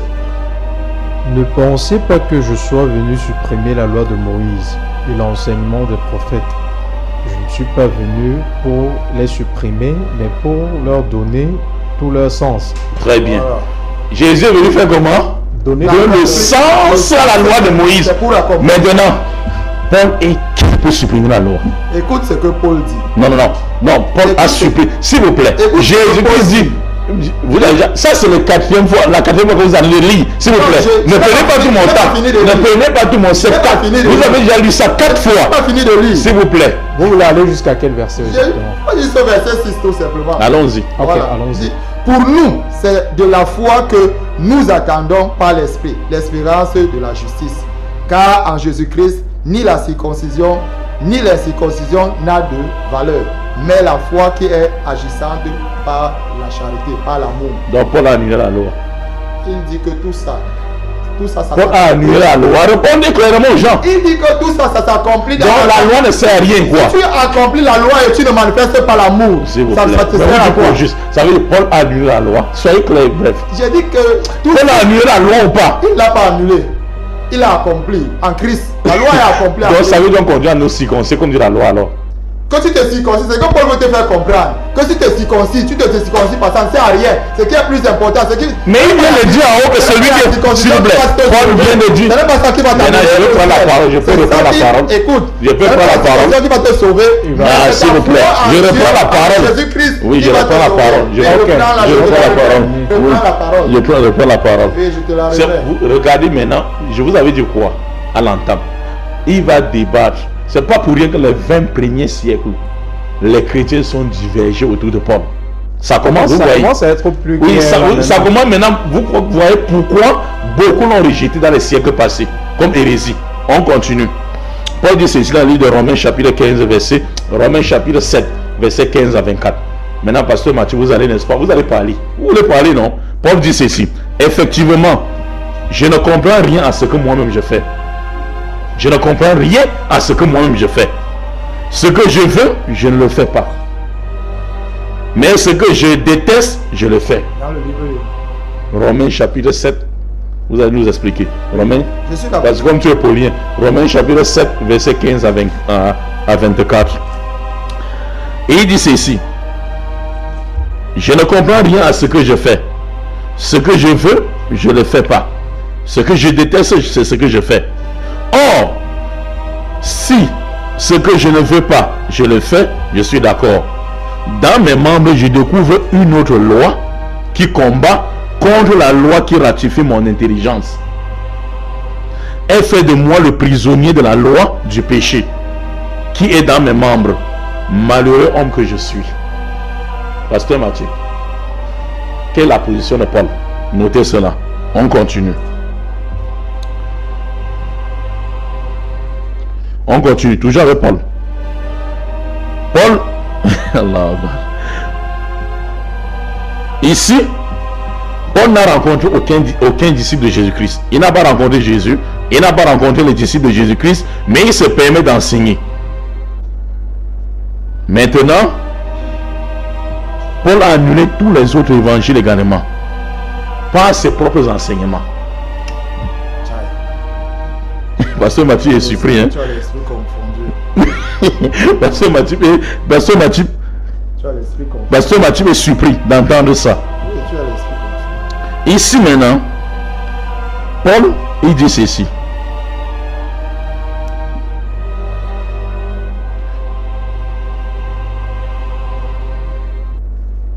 Dans le livre de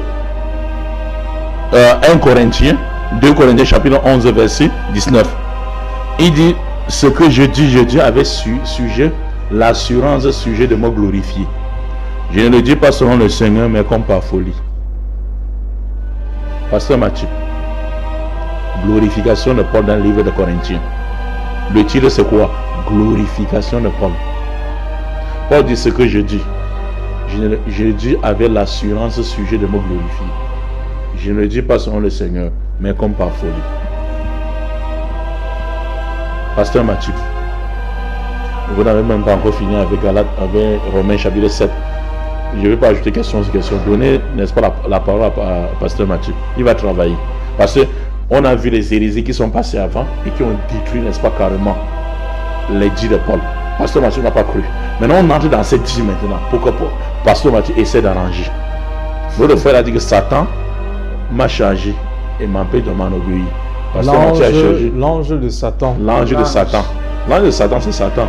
Lui, il vient apporter la parole de Satan pour l'empêcher de s'enorgueillir. Maintenant, ici, il a mis une écharde. Oui, maintenant, écoute, maintenant, l'apôtre Paul dit maintenant que je ne me comprends pas. Ce que je déteste, c'est ce que je fais.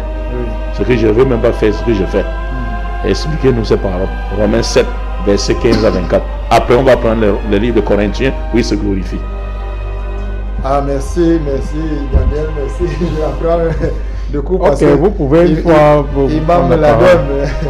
Il y a des choses qu'Imam veut comprendre ce soir. J'ai béni le Seigneur parce que il m'a établi là pour pouvoir les lui faire comprendre. Que le Seigneur ouvre ton entendement et l'entendement de tous ceux qui nous écoutent, qu'ils comprennent les Écritures, parce que c'est aussi ça, c'est pourquoi nous sommes là. L'apôtre Paul dit ceci: car je ne sais pas ce que je fais. Quand on commence verset 14, écoutons bien, il dit: nous savons en effet que la loi est spirituelle, mais moi je suis charnel, vendu au péché. L'apôtre Paul dit déjà sa condition, la condition de l'homme. Ici, la condition de l'homme pécheur, l'homme sans Dieu, l'homme sans Christ, ici, qui veut obéir à la loi. Il n'arrive pas à obéir. C'est pour ça que je dis toujours ici que l'imam qui nous parle de la loi, il veut montrer qu'il est juste, il accomplit la loi, mais il ne l'accomplit pas. Il est toujours en train de l'enfreindre. Et ici, l'apôtre Paul, lui, il est vrai, il est clair. Il reconnaît cela que, selon ce que la loi lui dit, il veut bien le faire, il a la volonté de pouvoir accomplir la loi, mais il se retrouve toujours en train de faire le contraire de ce qu'il veut faire. C'est ce que l'apôtre Paul est en train de dire ici. Car je ne sais pas ce que je fais, je ne fais point ce que je veux. Je veux faire le bien, mais je me retrouve en train de faire du mal. C'est ce qu'il est en train de dire ici. Que si Imam ne reconnaît pas, ou bien ceux qui nous écoutent ne reconnaissent pas cette parole, qu'à des moments il nous arrive, selon la loi, les nombreuses lois qui nous sont données, que nous voulons obéir à la loi, nous voulons faire ce que la loi dit, et que nous nous trouvons en train de faire le contraire. Voilà pourquoi on demande pardon. On demande pardon, confessez vos péchés, faites ceci. C'est parce qu'on a enfreint la loi. Mais est-ce qu'en réalité on voulait l'enfreindre? On voulait faire ce qui était juste, on voulait faire ce qui était bien. Mais ce qui est bien, en réalité, n'habite pas en l'homme, n'habite pas en nous sans Dieu. Voilà pourquoi l'apôtre Paul toujours nous parle de la grâce. Quand tu continues à lire ce chapitre, tu vas voir à la fin, il dit que pauvre que je suis, je n'arrive pas à le faire. Je veux bien le faire, mais je n'arrive pas à le faire. Une personne inspirée par Dieu et qui a la force de Dieu qui l'habite. Mon cher imam, tant que tu as la chair, tu vas toujours accomplir les œuvres de la chair. Même si tu es habité par l'Esprit de Dieu. Même tant que tu as la, je dis que même si tu es habité par l'Esprit de Dieu, comme Paul dit, il est inspiré, non? Oui, c'est ça. Paul est inspiré, non? Oui, il est inspiré. Il a rencontré le Seigneur, non? Ici, attends d'abord. Il a rencontré le Seigneur, non? Ici, quand l'apôtre Paul parlait ici, tu vas voir qu'il parle de sa condition. Vous avez compris ce qu'il dit? Il dit, je ne sais pas ce que je fais. Est-ce qu'une personne inspirée peut dire que je ne sais pas ce que je fais? Écoute bien, écoute bien. Quand tu commences à lire ce chapitre, l'apôtre Paul ça commence que il y a le temps où il était sans loi et le temps où il a été sous la loi et son affranchissement de la loi. Ce chapitre, ça veut tout dire ça. Ne prends pas Et qu'est-ce que le Seigneur lui dit? Ne prends pas qu'est-ce que le Seigneur lui dit? Paragraphe. Ne prends pas un paragraphe et tu le définis. C'est son temps de parole. Ce n'est pas vous. Il n'explique pas. Il pose la question. Il n'explique pas clairement comment. Pasteur Mathilde, nous pouvons continuer. Pasteur Mathilde, et que les téléspectateurs. Oui, je suis en train de les aider. Tu dis quoi de bon? Pas de dire rien de bon. Justement, Imam, vous pouvez prendre des notes sur ce qu'il dit. Et là, vous pourrez les tenir par rapport à des choses. Les téléspectateurs qui posent leurs questions, j'espère qu'on va arriver chez eux. Normalement. Nous sommes là pour et d'ailleurs, sans vous couper, je tenais toujours à leur appeler les téléspectateurs qui peuvent réagir. Nous attendons leurs appels au 658 93 52 15. Et les messages aussi, c'est 94 6 94 53 68 18. Là, c'est pour les messages WhatsApp. Vous pourrez continuer, Pasteur Mathilde. Donc, j'étais de disance que lorsque nous continuons, nous lisons le chapitre que l'imam a pris juste un paragraphe, nous comprenons que l'apôtre Paul ici, il prend sa condition quand il était sans loi. Il vivait librement, il ne connaissait pas ce que... Peut-être il va arriver, il prend ton téléphone, il part avec, il ne savait pas ce qu'il avait volé. Pour lui, c'était normal. Mais la loi est venue maintenant et la loi lui a dit que mais si tu prends le téléphone de Daniel sans l'avoir demandé, tu es un voleur.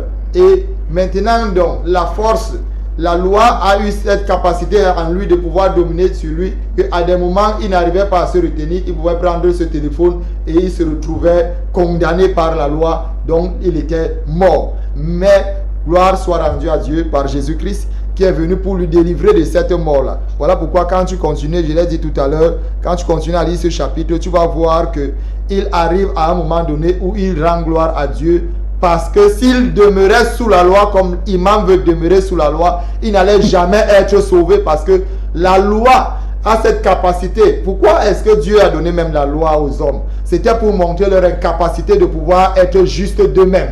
C'est ça le véritable outil de la loi. Parce que toute la loi a été donnée pour être enfreint. Parce que chaque fois que tu mets une loi, même chez toi à la maison, cette loi ça sera enfreint d'une manière ou une autre. Chaque fois que toi-même tu te donnes des lois, tu es toujours en train de les enfreindre, Imam Mokhtar. Mais sur le plateau, Imam nous dit que non. Lui, il obéit tellement à la loi, il accomplit toute la loi. Mais l'apôtre Paul est juste. Il est un humain. Il reconnaît en lui-même qu'il arrive parfois qu'il ne parvient pas à faire le bien que lui veut faire. Mais il fait le mal qu'il ne veut pas faire. Et cette loi-là est en lui, qui lutte contre la loi de son entendement, parce que l'ennemi, se saisissant du levier de la loi, l'amène à faire ce qui n'est pas bien. Mais gloire soit rendue à Dieu par Jésus-Christ qui est venu. Mentir n'est pas facile, man. Mon frère, laisse-moi, tu as parlé tout à l'heure. C'est son temps de parole, Imam Mokhtar. Il dit, écoute, il dit, et maintenant, verset 17, il dit, et maintenant ce n'est plus moi qui le fais, mais c'est le péché qui habite en moi. Donc, il voit ici que ce n'est pas lui qui fait le mal qu'il ne veut pas faire, mais c'est parce que le péché habite réellement en lui. Et c'est ce péché qui l'amène à faire ce qui est contraire à la volonté de Dieu. Ce qui est bon, je le sais, n'habite pas en moi. Ce qui est bon n'habite pas en l'homme. L'apôtre ici là, en l'homme qui n'a pas Dieu, qui n'a pas Christ. Un homme qui vit sous la loi. Parce que la loi, l'apôtre Paul, plus tard, appelle la loi le ministère de la mort. Pourquoi? Parce que en réalité, quand tu es sous la loi, tu finis toujours, cette loi-là finit par te tuer. Parce que tu ne vas pas obéir à la loi totalement. Et merci, quand tu ne vas pas l'obéir, la mort va suivre. Merci. Pour l'apôtre Paul, la loi, c'est le ministère de la mort. Parce que selon lui, aucun d'entre nous ne peut respecter la loi telle qu'il le faut. Donc maintenant, je vais demander à Imam Mokhtar quelle est sa pensée par rapport à cela et savoir si en lui-même, il peut appliquer cette loi-là, vivre selon elle. Parce que pour l'apôtre Paul, c'est déjà évident, ce n'est que la grâce qui peut nous sauver. La loi en elle-même, si on veut vivre sur elle, nous sommes déjà tous condamnés. Ok, alhamdulillah, vous savez, avant que vous ne veniez sur le plateau, on avait déjà eu un débat sur ce thème et on avait clos le débat. Le problème de Pasteur Mathieu et tous ses ouailles et ses semblables, c'est qu'ils ne font pas, comme je ne fais que répéter, ils ne font pas l'étude comparative et n'apprennent pas également la théologie. Parce que selon eux, la théologie est satanique. C'est qu'ils devaient comprendre que quand il parle de la loi, il a singulariser la loi. Il parle de quelle loi? Je généralise la loi. Voilà, il généralise la loi. Oui. Pasteur Mathieu, pouvez-vous voler? Tu reviens avec tes petits jeux. Oui, non, pouvez-vous voler? C'est la loi. Tu ne voleras point. C'est la loi. Dans le livre d'Exode, s'il vous plaît, avant que vous soyez nés, dans Exode chapitre 20, les 10 premiers versets, Dieu a donné 10 commandements. C'est pour ça que j'ai choisi les points des 10 commandements. Est-ce que vous pouvez voler? C'est la loi. Parce que Christ nous a donné la loi royale qui est l'amour. Puisque j'aime par exemple... Vous ne répondez pas à ma question. Je suis en train d'arriver, mon cher. Vous répondez à une question comme ça, là, vous pouvez... Répondre à une question, ce n'est pas seulement oui ou non. Bon, ok, allons-y. Pouvez-vous voler? Allons-y, on va voir la conclusion après. Oui, voilà ce que je suis en train de dire. Oui. Que la loi royale que le Seigneur est venu nous apporter, c'est l'amour du prochain. Quel verset biblique? Quel verset où Jésus a parlé de la loi, l'amour? L'amour qui remplace la loi. Oh, mon cher imam. Non, le verset biblique, Jésus était clair. C'est lui qui n'a même pas regardé pour mes paroles. Donnez le verset. Vous avez posé une question, il répond, et maintenant vous allez dire ce que vous pensez de sa réponse. Le débat peut être interactif entre lui. Moi, c'est que pourquoi? Parce qu'il sait. Normalement, mais ce dont Jésus est venu, sur ce plateau, ça aille dans tous les sens. Si peut-être vous lui posez une question, je pense qu'il peut prendre 1 minute pour répondre. Même si c'est trompé, vous aurez forcément... Maintenant, je lui donne 1 minute, il n'a pas répondu. Pouvez-vous voler? Ok. Parce que voler, tu ne voleras point sur la loi. Et nous, on respecte. On ne vole pas. Pouvez-vous voler, pasteur Mathieu? Respectez-vous tout ce que dit la loi. Qui a parlé de toute la loi? Non, je vous Qui a parlé de toute la loi ici? Parce que je lis dans le livre de Galates chapitre 3. J'ai parlé du vol. Pouvez-vous voler? Chapitre 3, verset 10. Oui. Si tu ne voles pas, et Oui. que tu as menti, tu es coupable même du vol. Tu es coupable de toute la loi. Vous voyez le christianisme. Regardez un peu à quoi ressemble le christianisme. Non. Ça veut dire ceci. Dans les tribunaux, quoi, si on remettait le Cameroun au pasteur, dans les tribunaux, maintenant, quand tu arrives avec l'affaire du vol, n'est-ce pas, de plantation, on t'inculque également on dit qu'il tous les volera 100 un ans. bœuf. Écoutez, Qui volera un s'il bœuf, vous volera un plaît, bœuf. tous les 100 ans du vol du gouvernement, on va déjà sur toi. Si l'argent à la caisse du gouvernement, n'est-ce pas, il y a 25 milliards qui a disparu, celui qui a volé le Macabo également, il va rembourser les 25 milliards. C'est ça le christianisme. Non, mais s'il vous plaît. Pourquoi vous avez peur de dire aux gens que je ne peux pas voler? Ça, je tiens à rappeler que c'est votre interprétation à vous. Voilà, c'est votre interprétation. Monsieur Daniel, je demande son interprétation à lui. Pasteur Mathieu, depuis là, pouvez-vous voler, vous, pasteur, vous? Je suis en train de Je suppose que non. Et il va nous dire pourquoi. Je ne peux pas voler, pourquoi? Parce que le Christ nous enseigne la loi de l'amour. C'est l'amour que le Seigneur est venu nous enseigner. C'est ce que l'apôtre Paul prêche. Maintenant, regardez ce qu'on met contourne. Et cet amour de Dieu vous empêche de voler votre semblable. Ne nous permet pas de voler au semblable. Ok. C'est ça réponse. Donc ça veut dire le vol n'est pas une bonne chose. C'est contre l'amour de Dieu, n'est-ce pas? Oui. Maintenant, quand Dieu dit tu ne voleras pas, cette loi est toujours dans l'amour ou pas? Ouais, ok. Tu poses les mêmes questions et développe. Tu poses les mêmes questions. Tu t'as déjà répondu. Vous savez pourquoi je demande ça? Non. Parce que je rentre dans la peau des téléspectateurs qui sont en train de nous écouter maintenant. Il est important de comprendre quelque chose pour tous les téléspectateurs qui nous écoutent.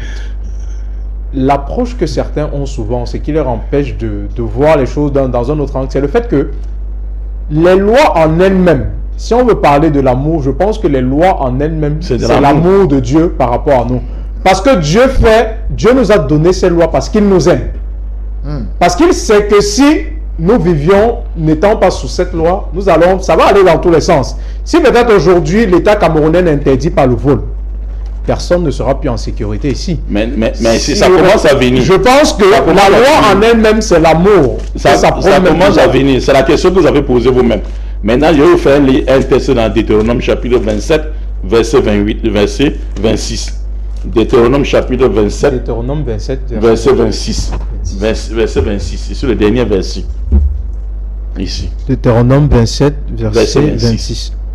Maudit soit celui qui maintient pas en vigueur les paroles de cette loi pour les mettre en pratique. Et tout le peuple dira Amen. Si on se base sur ce verset, Paul est maudit ou pas, avec tous les pasteurs Mathieu. J'ai dit, si on se base à ce verset, ils sont maudits ou pas? Je répète le verset. Oui, vous êtes là pour mettre l'ordre et n'est-ce pas la justice. Maudit tout celui qui écoutera la parole de la loi et ne mettra pas en pratique, et tout le peuple dira Amen. Dans la Bible du pasteur Mathieu. Si on s'en tient à cette loi de Deutéronome 27, verset 26, Paul et tous ces 100 000 les pasteurs Mathieu sont maudits ou pas? Ils sont maudits si on doit pasteur, ce verset. Non, j'avais voulu que pasteur Mathieu,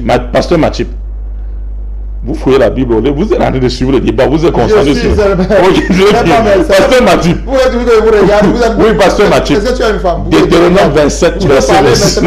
Oui, Deutéronome 27, verset 26.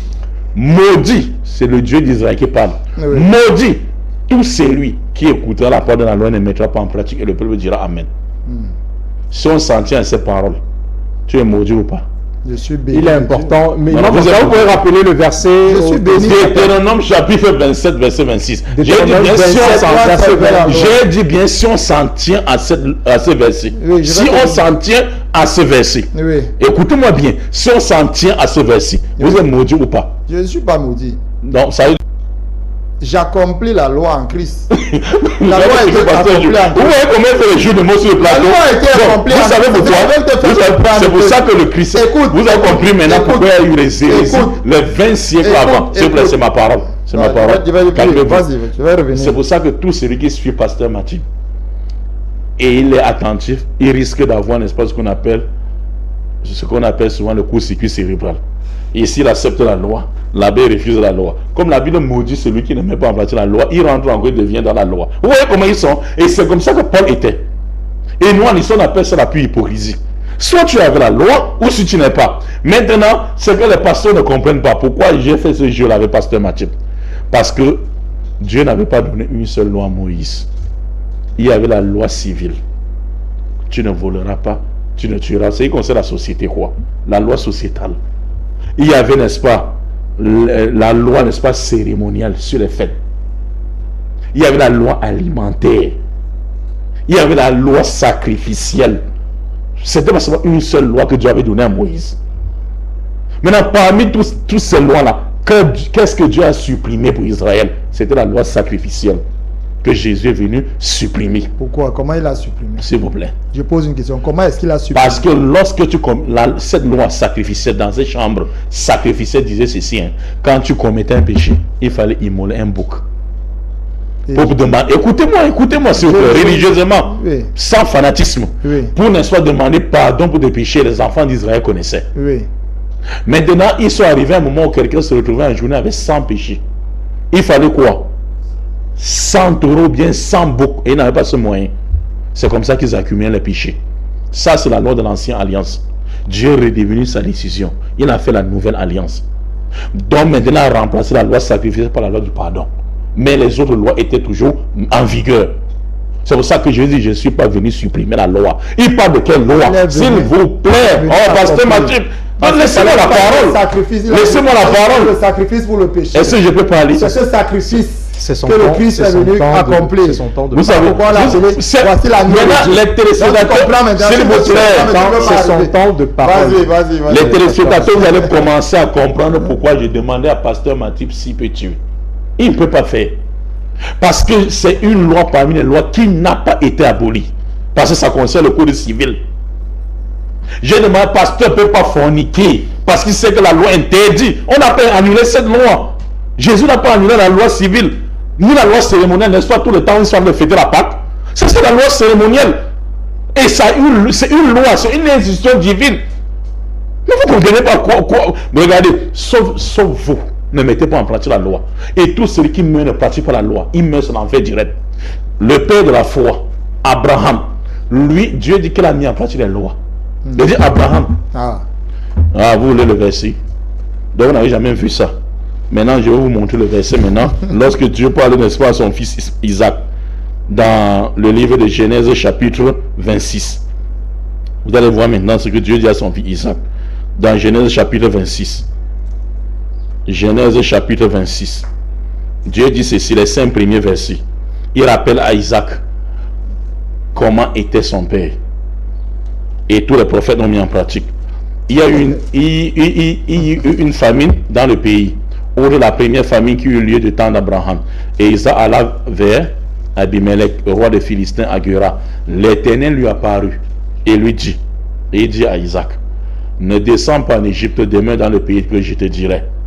Séjourne dans ce pays, je serai avec toi et je te bénirai, car je donnerai toutes ces contrées à toi et ta postérité, et je tiendrai le serment que j'ai fait à Abraham ton père. Je multiplierai ta postérité comme les étoiles du ciel, je donnerai à ta postérité toutes ces contrées, et toutes les nations de la terre seront bénies à ta postérité, parce que Abraham ton père a obéi à ma voix, il a observé mes ordres, tous mes commandements, tous mes statuts et toutes mes lois. Mais vous annulez la loi. Vous êtes les enfants de Satan. Vous n'êtes pas les enfants d'Abraham. Qui vous a dit que Dieu a annulé la loi? Genèse 25, verset 5. 26, verset 5. On dit Abraham, tous les statuts, tous les commandements, toutes les lois. Et ça ne suffit pas. Qu'est-ce qu'il a fait? Genèse 18, 18. Ça ne suffit pas. Est-ce que c'était lui seul qui avait respecté la loi? Et il a négligé les gens de sa maison. Ou nous les musulmans, nous allons sortir avec les juifs. Avec les juifs. Genèse 18, verset 18.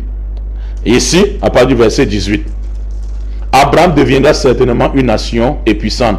En lui seront bénies toutes les nations de la terre. Car j'ai choisi Abraham afin qu'il ordonne à ses fils et sa maison après lui de pratiquer la droiture, la justice et la loi et l'accomplissement des faveurs et des promesses que je lui ai faites.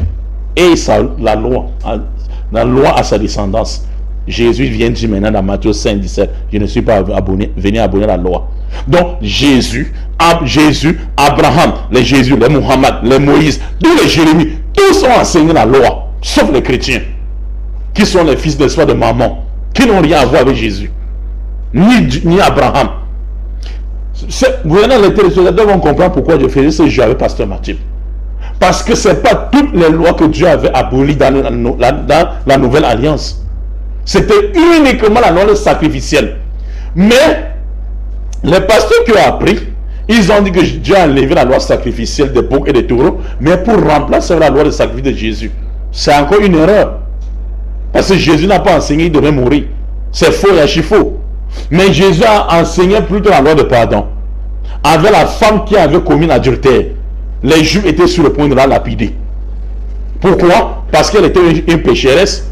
Il fallait soit compter le nombre de maris qu'elle a fait pour faire quoi? L'immolation des boucs et des taureaux. Elle n'a pas encore fait, elle ne s'est pas purifiée. Il fallait qu'on la lapide selon la loi de Moïse. Jésus a dit, mais vous avez déjà fait la même chose que vous. Mais vous n'avez même pas encore purifié vos péchés. L'un d'entre vous qui n'a pas encore commis un péché, jette sur elle la première pierre. Aucun d'eux n'a été capable de le faire. Et c'est Jésus a dit, va, sache que je vais mourir pour tes péchés. Mais il a dit, va, ne pêche plus. Il a remplacé par la loi de pardon. Va, femme, ne pêche plus. Il a remplacé cette loi par la loi du pardon. Pardonner, pardonner. Regardez les 9 sermons sur la montagne de béatitude que Jésus-Christ avait fait dans Matthieu chapitre 5. Heureux, heureux, heureux l'homme de paix. Heureux, heureux. Ça, c'est ce que Jésus a enseigné. La loi, il n'a jamais, mes chers frères, enseigné, n'est-ce pas, qu'il faut annuler toute la loi. Non. Si on annule toute la loi, ça veut dire à l'église, tu peux faire ce que tu veux à la femme de quelqu'un. Parce que quoi? Jésus est déjà venu mourir pour vous. Et il y a des gens qui ont cette compréhension aujourd'hui. Ils font les églises à minuit, ils éteignent la lumière. On mélange tout. Pourquoi? Même si n'importe quoi se passe, Jésus est déjà venu mourir pour vous. La loi n'existe plus. On avait vu ça du côté de Bonabéry à un moment donné. Vous voyez? Donc ici, regardez-moi un peu ça. Ça, c'est quel genre d'histoire ça? Jésus n'a pas annulé toutes les lois. Et ce que le Coran nous dit. Il y a aujourd'hui les chrétiens qui font la Pâque. Je crois que tu as beaucoup appris. Bon, vous voyez, parce que pourquoi à chaque fois qu'elle prend la parole, c'est vous qui déterminez qu'il faut que j'arrête. Depuis le début de l'émission. Vous avez peur de quoi, mon ami Mathieu? Pasteur Mathieu, je vous ai dit, vous faites la Pâque, non? Qu'est-ce que c'est que la Pâque? Tu peux définir? C'est une fête cérémonielle. Donc, c'est une loi cérémonielle instituée par Dieu. La Pâque, c'est la sortie, la première Pâque. Pas votre Pâque. Okay. C'est la sortie de Moïse. Et écoutez bien, c'est la sortie de Moïse sur le joug pharaonique. Qui avait institué? C'est Dieu ou pas? Pasteur Mathieu qui a institué la Pâque. C'était l'ombre des choses à venir qui devait. S'il vous plaît, je n'ai pas demandé ça. Qui a institué la Pâque? C'est ce qui veut te faire comprendre que c'est. On sait que c'est l'ombre de. Mais qui a institué la Pâque? C'est Dieu qui l'avait institué. C'est la loi ou pas? C'est la loi ou pas? S'il vous plaît, est-ce que c'est la loi ou pas? C'était la loi et c'est accompli. Maintenant, vous continuez ça, même si c'est la forme de crucifixion de Jésus. Vous continuez ou pas? Ce n'est pas la même Pâque alors. Mais c'est la Pâque, non? Voilà. Ok, merci, Imam Mokhtar. Donc c'est un peu ça. Le pasteur Mathieu ne peut pas s'en. Pasteur Mathieu, toi avec ton apôtre Paul, prouvez-nous que Dieu a brûlé la loi. Toute la loi, la fornication, l'adultère, les tueries, a dit chacun peut tuer, forniquer, voler. L'apôtre Paul n'a jamais dit ça. Il a, bon, je vais vous donner le verset. L'apôtre Paul n'a jamais. Et si je vous donne le verset? Ici, je vous donne le verset là où il dit ces choses, que ces choses, ceux qui pratiquent ces choses mériteront. Et si je vous donne le verset? Si moi je vous donne le verset là où il dit que ceux qui pratiquent ces choses mériteront. Si vous avez un verset, vous nous le donnez, Imam Mokhtar. Attendez, je vous donne le verset. Donnez la parole à Pasteur Mathieu. Je vais trouver le verset rapidement. Tant que vous cherchez le verset, je reviens sur Pasteur Mathieu. Il a été dit beaucoup de choses lors de la prise de parole de l'imam Mokhtar et selon lui, il est complètement opposé à l'apôtre Paul en ce qui concerne sa vision au niveau de la loi. Selon lui, la loi en elle-même doit être appliquée par les hommes parce que tous les messagers qui sont passés avant, tous les prophètes, ils ont été durs et ils ont été des servants pratiquants de la loi. Il a pris un exemple pour l'illustrer dans le livre de la Genèse en nous parlant d'Abraham pour dire que c'était quelqu'un qui vivait sous la loi. Donc, le fait qu'actuellement, Paul, lui, il parle plutôt de la grâce et ne parle pas de loi. Ne serait-il pas en contradiction avec tous ces prophètes-là, Pasteur Matip? Oui, merci. Merci pour la parole. J'espère que j'aurai le même temps de parole que... Non, vous aurez, ne vous inquiétez pas. D'accord. Là, vous aurez. Déjà, je vais revenir sur Abraham. Abraham, dans le livre de Genèse, chapitre 15, le verset 6, la Bible dit que Abraham eut confiance en l'Éternel qui le lui imputa à justice.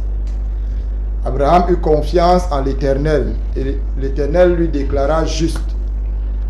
On ne dit pas que Abraham eut pratiqué les œuvres de la loi et Dieu le déclara juste. C'est ce que la Bible dit ici. Et je vais revenir et Imam va expliquer, Imam, sois attentif, tu vas m'expliquer ce verset. Verset dessus dans le livre Nombre chapitre 21. Et parla contre Dieu, c'est le peuple d'Israël, parla contre Dieu et contre Moïse, pourquoi nous avez-vous fait monter hors d'Égypte pour que nous mourions dans le désert, car il n'y a point de pain, il n'y a point d'eau, et notre âme est dégoûtée de cette misérable nourriture. Il parlait de la manne. Ici, c'est le peuple c'est les enfants d'Israël. Alors l'Éternel envoya contre le peuple des serpents brûlants. Il mordit le peuple et il mourut beaucoup de gens en Israël. Le peuple vint à Moïse et dit: nous avons péché car nous avons parlé contre l'Éternel et contre toi. Prie l'Éternel afin qu'il éloigne de nous ces serpents. Moïse pria pour le peuple. Donc c'est là où Dieu a élevé le serpent d'airain. Mais quand nous arrivons au chapitre 23 de Nombre, Nombre 23 à partir du verset 19, verset 19, oui, mais je vais sauter pour lire le verset 21. Verset 20, il dit: voici j'ai reçu l'ordre, verset 21, autant pour moi, il n'aperçoit point d'iniquité en Jacob, il ne voit point d'injustice en Israël. L'Éternel son Dieu est avec lui, il est son roi, l'objet de son allégresse. Je voudrais que Imam essaye de nous expliquer ce verset biblique.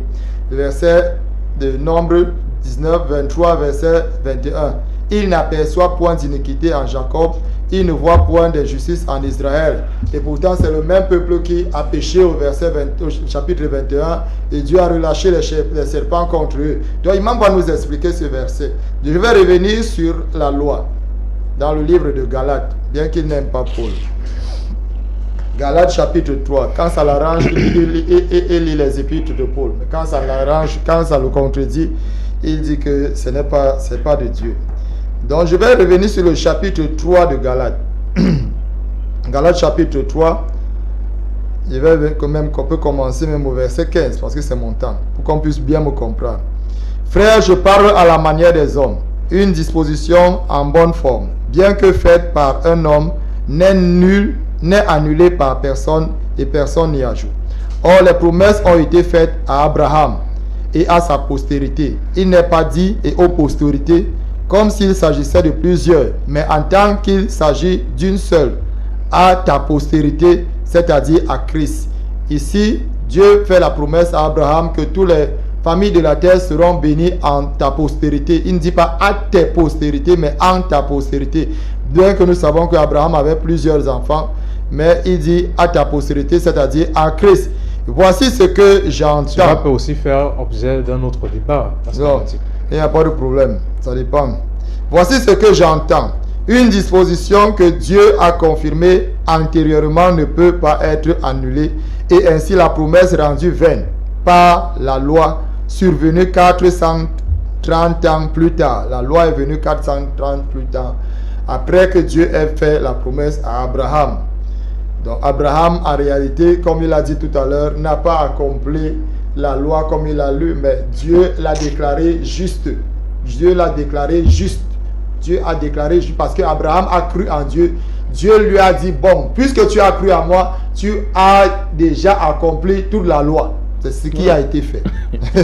Parce que si l'on rentre dans ça, on va trouver Abraham chez Abimelech avant que son fils n'arrive.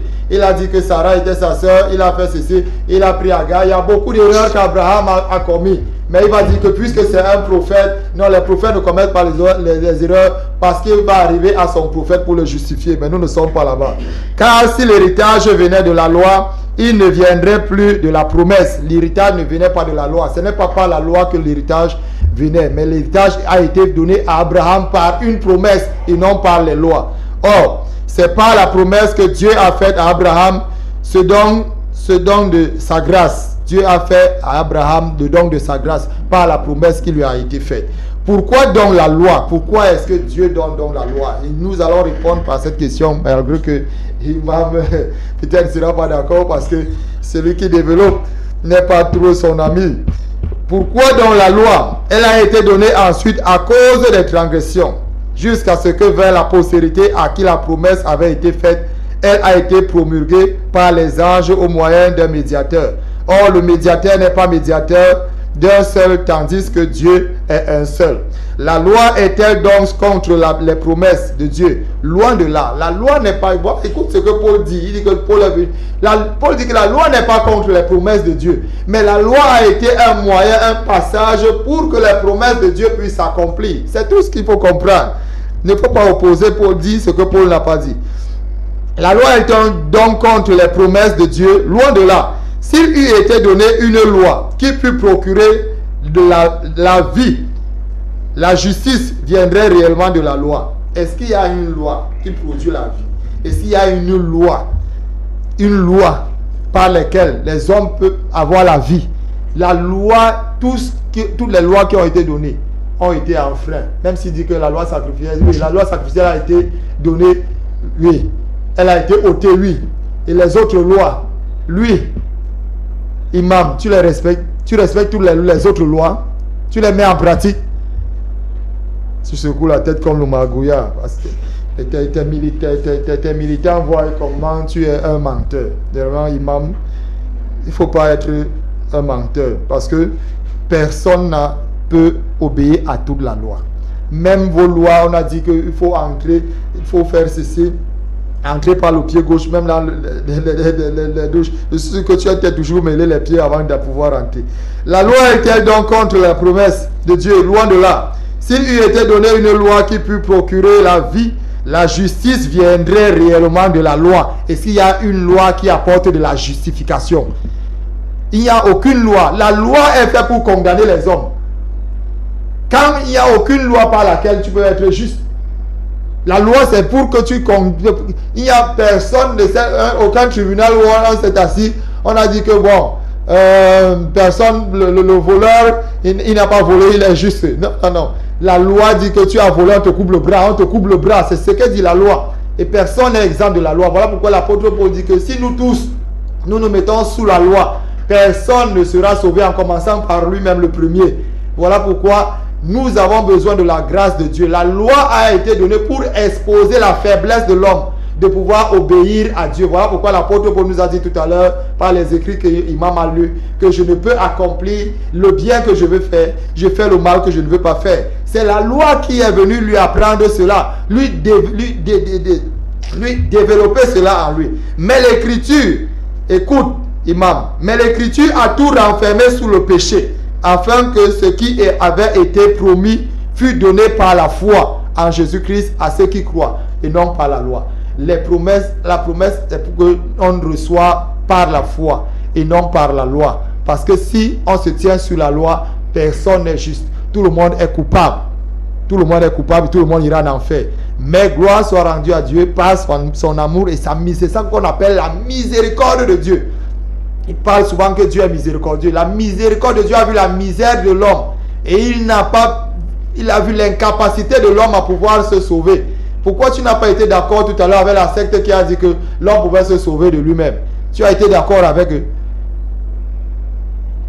Verset 22. Avant que la foi vînt, écoute donc, avant que la foi vînt, nous étions enfermés sous la garde de la loi.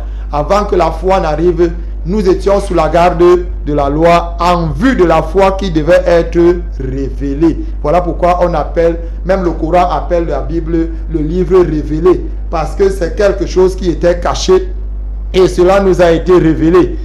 Ainsi, la loi a été comme un pédagogue pour nous conduire à Christ. La loi a été comme un pédagogue, un maître, un moyen, un passage pour nous conduire à Christ afin que nous fussions justifiés, être justifiés par la foi et non par la loi. Parce que la loi nous a traînés à la mort. La foi étant venue, nous ne sommes plus sous ce pédagogue. Nous ne sommes plus sous ce pédagogue parce que elle était là pour nous conduire tout simplement à Christ. Et qu'est-ce que Christ dit maintenant? Qu'est-ce que Christ dit?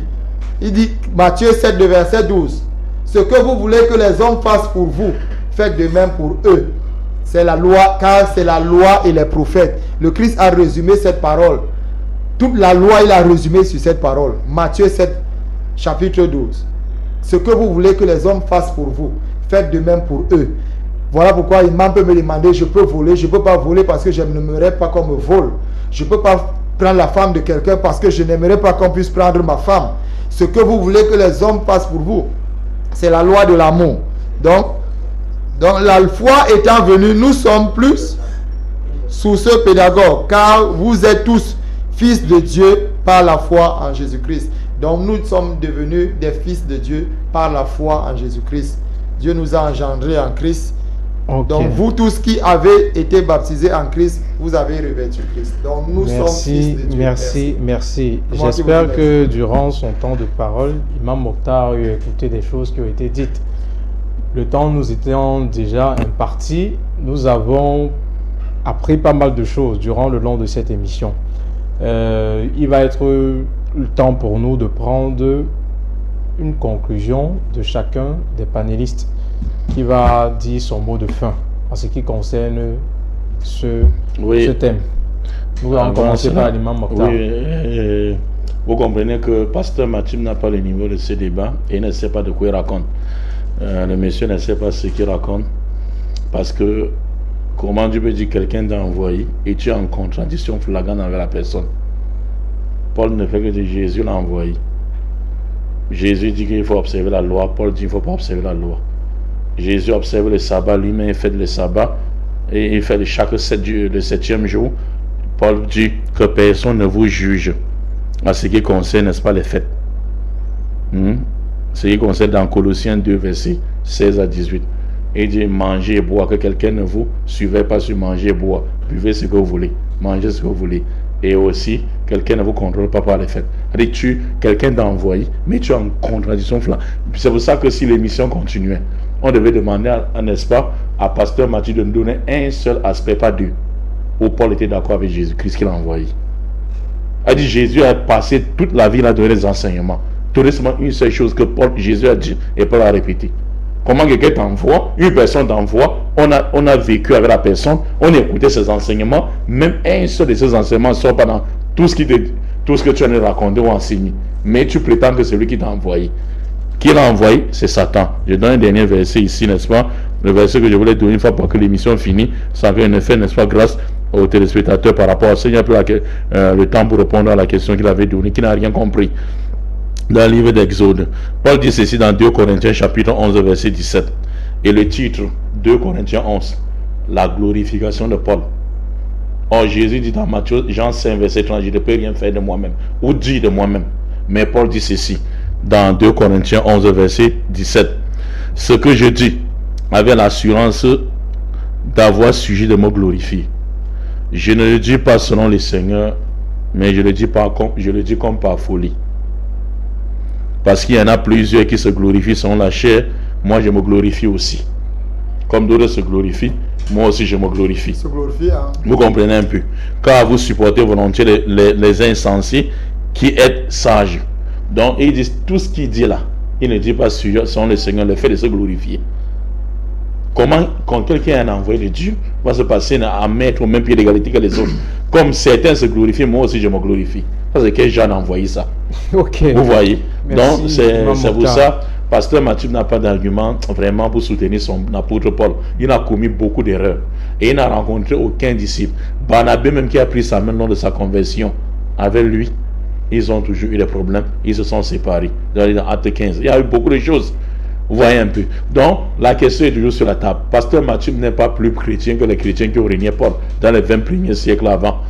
Donc, Pasteur Matthieu, révisez encore votre apôtre et il n'a jamais été envoyé par Jésus-Christ. Chers téléspectateurs, car les paroles de la Bible s'éliminent aux 4 évangiles. Merci. Ok, nous allons prendre aussi le mot de fin du pasteur Mathilde.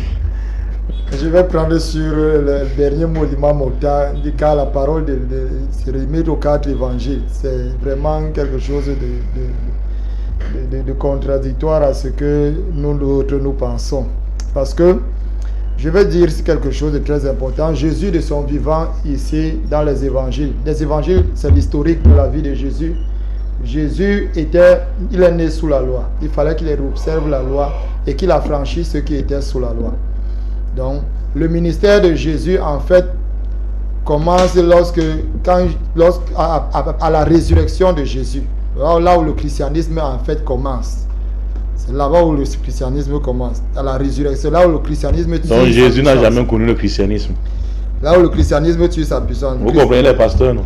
Le christianisme, ça vient de Christ tout simplement. Donc, mais ça ne vient pas de ta conclusion. Laisse-moi conclure.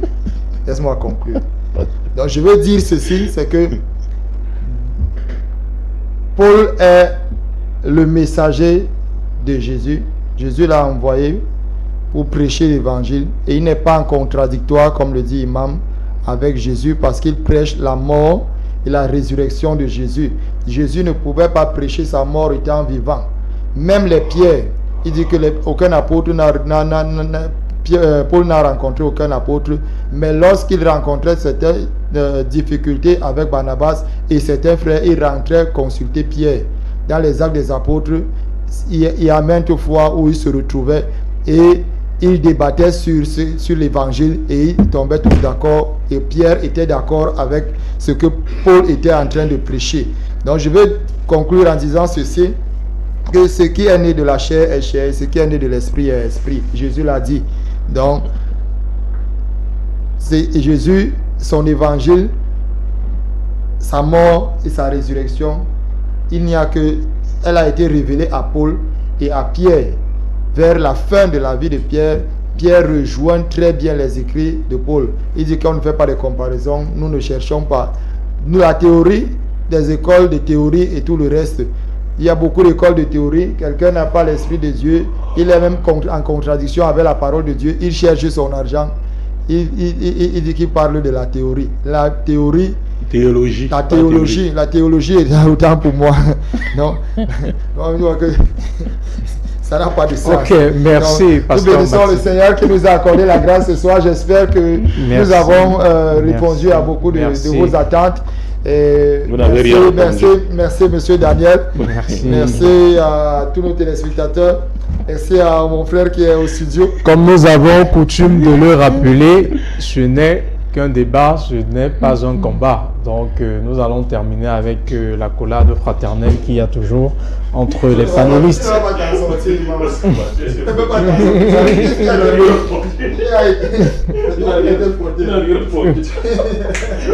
Sur ce, nous remercions le président directeur général de la chaîne Aoussa 7. Nous remercions tous les membres de l'équipe technique qui ont manœuvré dur pour la réalisation de cette émission. Nous disons à très bientôt, si Dieu le veut, à la semaine prochaine aux téléspectateurs. Bonsoir.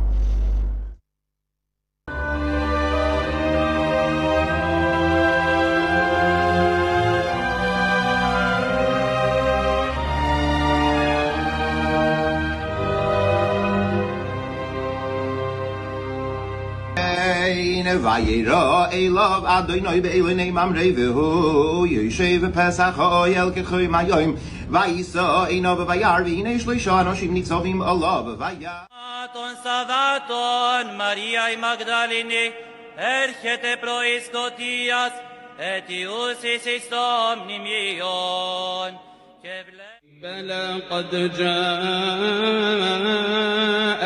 آياتي فكذبت بها بلى قد جاءتك آياتي فكذبت